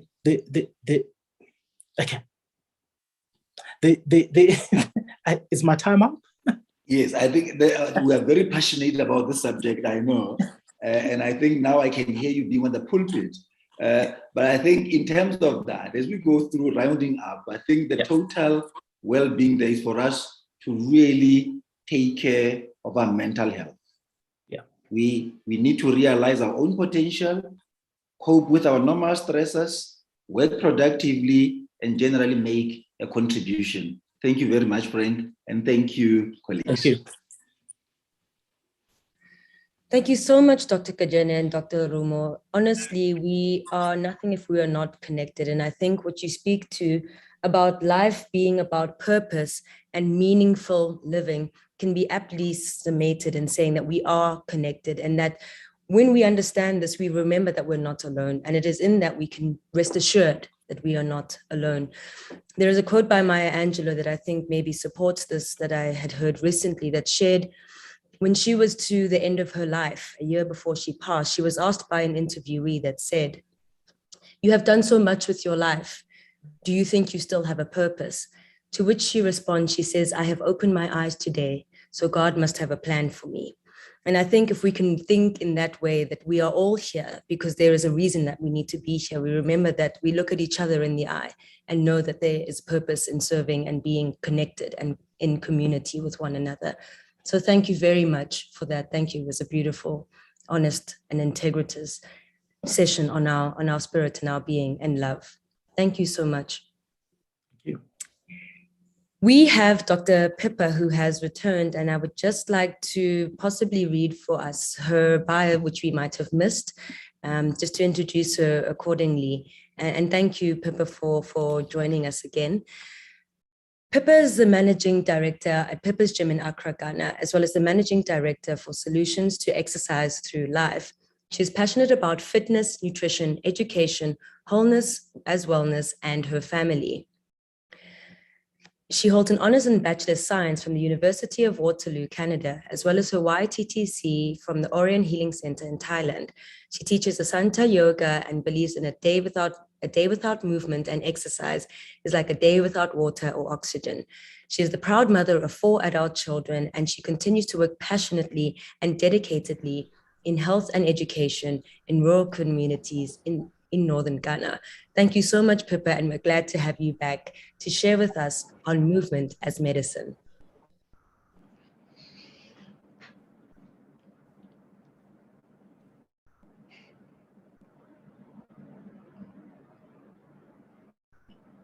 Hello. Hi, Pippa, we can hear you. Hi. Good to have you back. Thank you so much.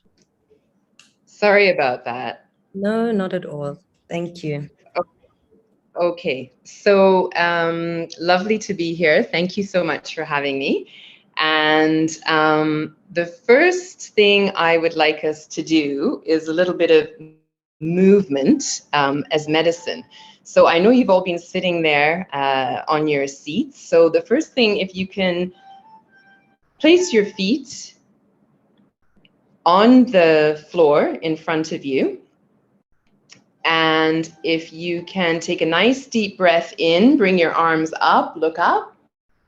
And then exhale, drop your chin to your chest. Take a nice deep breath up. And exhale, drop your chin to your chest. And take another nice deep breath up, palms together. And exhale, push, push, push, push, push your arms. Drop your chin to your chest. Good. Now we're going to take our left hand onto our right knee, and we're going to turn our torso and look over our right shoulder. Good. Really lengthen through the spine and allow the ribs to expand as you connect with your breath. Change to the other side. Take your right hand, place it on your left knee, rotate, look up. And connect with your breath. Come back to the center, and we're going to take another nice deep breath up, look up, palms together, and exhale, chin to your chest, lengthen the arms. Good. Give yourselves a nice shake. Good. Stamp your feet, smooth your shoulders. Well done. Okay, so movement is medicine. We have movement as preventative medicine, and we have movement as curative medicine. And where I'd like to start today is with what I'm calling the X word. And notice that in the presentation that I'm about to give, we've said movement is medicine. We didn't use the X word being exercise. So if we take a look at the history of the word exercise, the word exercise was first used in the Middle Ages, the English word exercise. Of course, it's a Greek word in origin, and it means arduous labor, like plowing a field. And sometimes, you know, when we're in the gym, that's exactly how we are feeling, like we are doing something laborious and we are doing something that is a chore. And another little bit of trivia is that the first treadmill-like devices were used by the Romans. Yes, God bless those Romans. And what were they using treadmill-like devices for? They were using them to lift heavy objects and to turn winches. So it was a way of getting people to move. And then, of course, in the 1800s, the Victorian inventor, William Cubitt, redesigned the treadmill. The Victorian inventor, William Cubitt, and he redesigned the treadmill, and it was used to actually punish prisoners and prevent idleness. So perhaps that is why sometimes we have an aversion to the treadmill psychologically. But today, we define exercise as voluntary, and that's the key word, voluntary activity for the improvement and the maintenance of health and fitness. So physical activity really is equal to movement. Whether we like it or not, we must move. And Dr. Kajeni before me, he said we must stop doing something today, make the decision to stop doing something today. And I say we must start doing something today. So what is it that we must start doing? We must start moving. If we go back in history and we look at the anthropology of the human being, what were our forefathers doing? They were hunters, they were gatherers, they were moving. And what did they move for? They moved for food. And why did they move for food? In order to engage in receiving the energy, and the ultimate goal was for reproduction and survival. But what's changed? Our bodies haven't changed, but our environments have changed, and our lifestyle has greatly changed. So studies are showing that, not a lot of studies from our African health research institutions, but there are some there, but the studies are showing overwhelmingly and convincing evidence that exercise has tremendous positive benefits, resulting in what?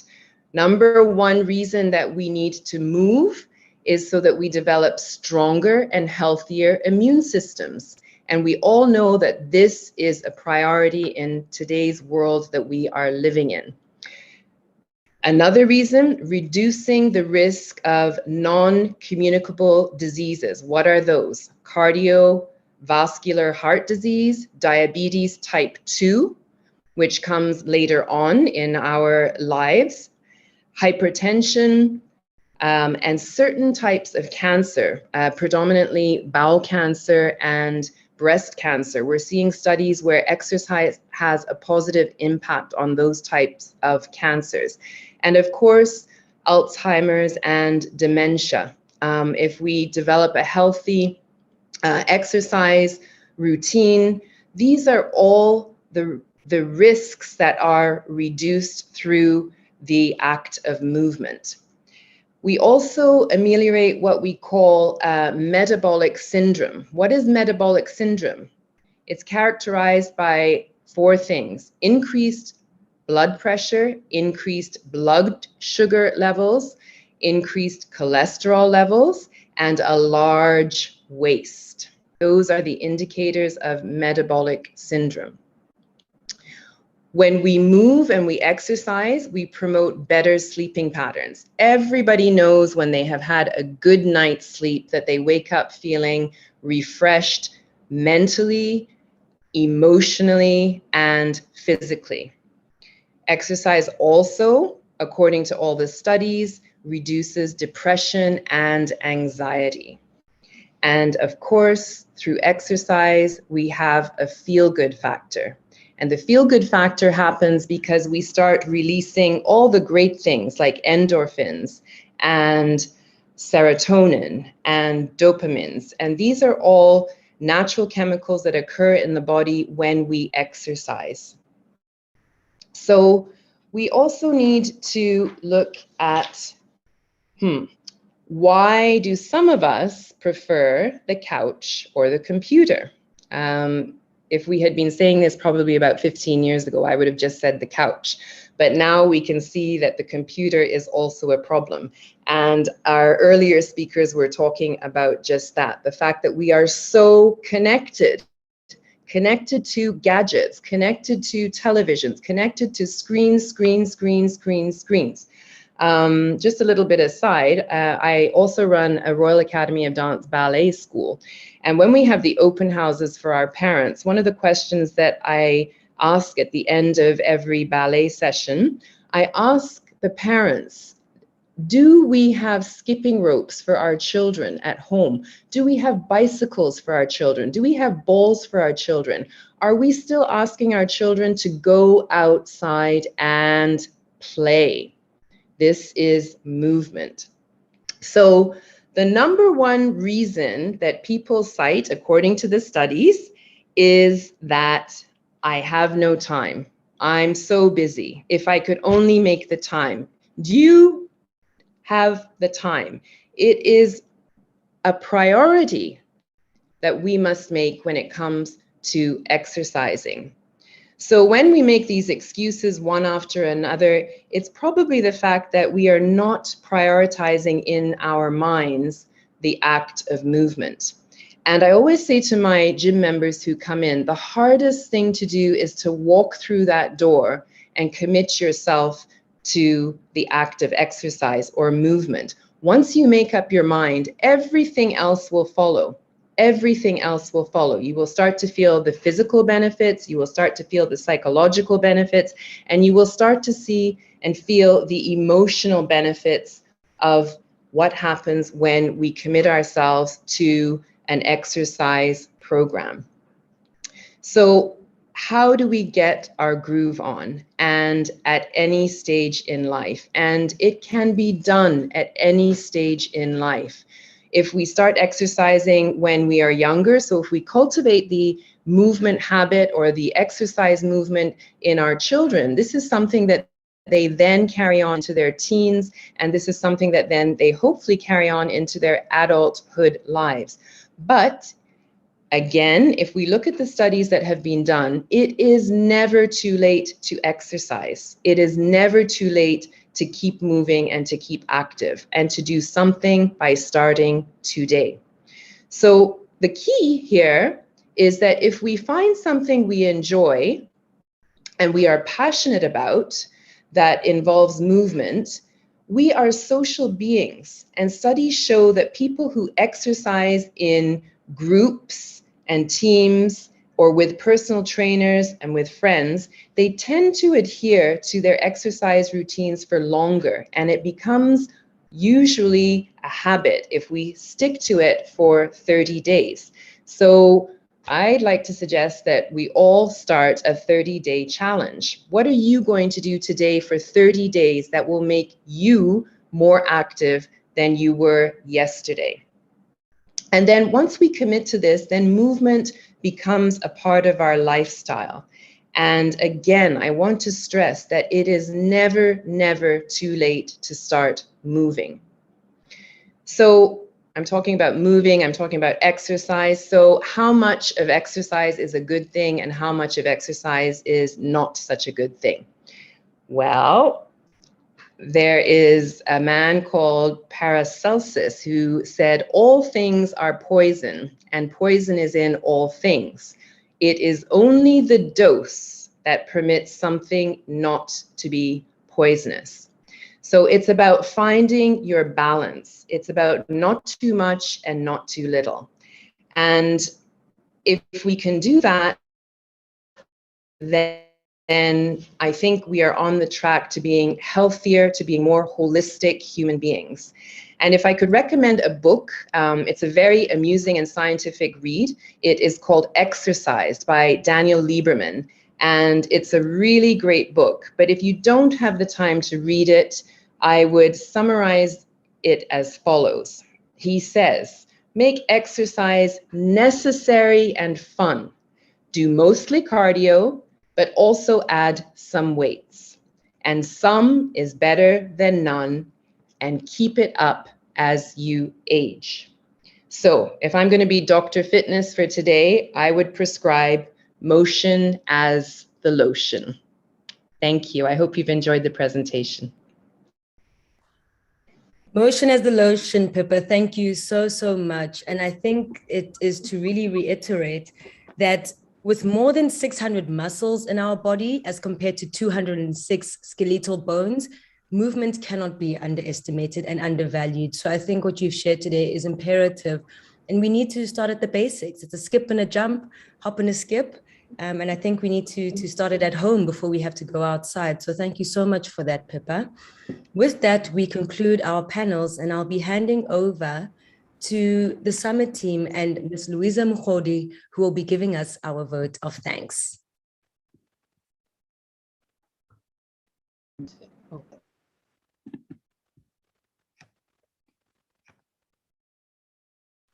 Thank you, Ms. Louisa. Thank you.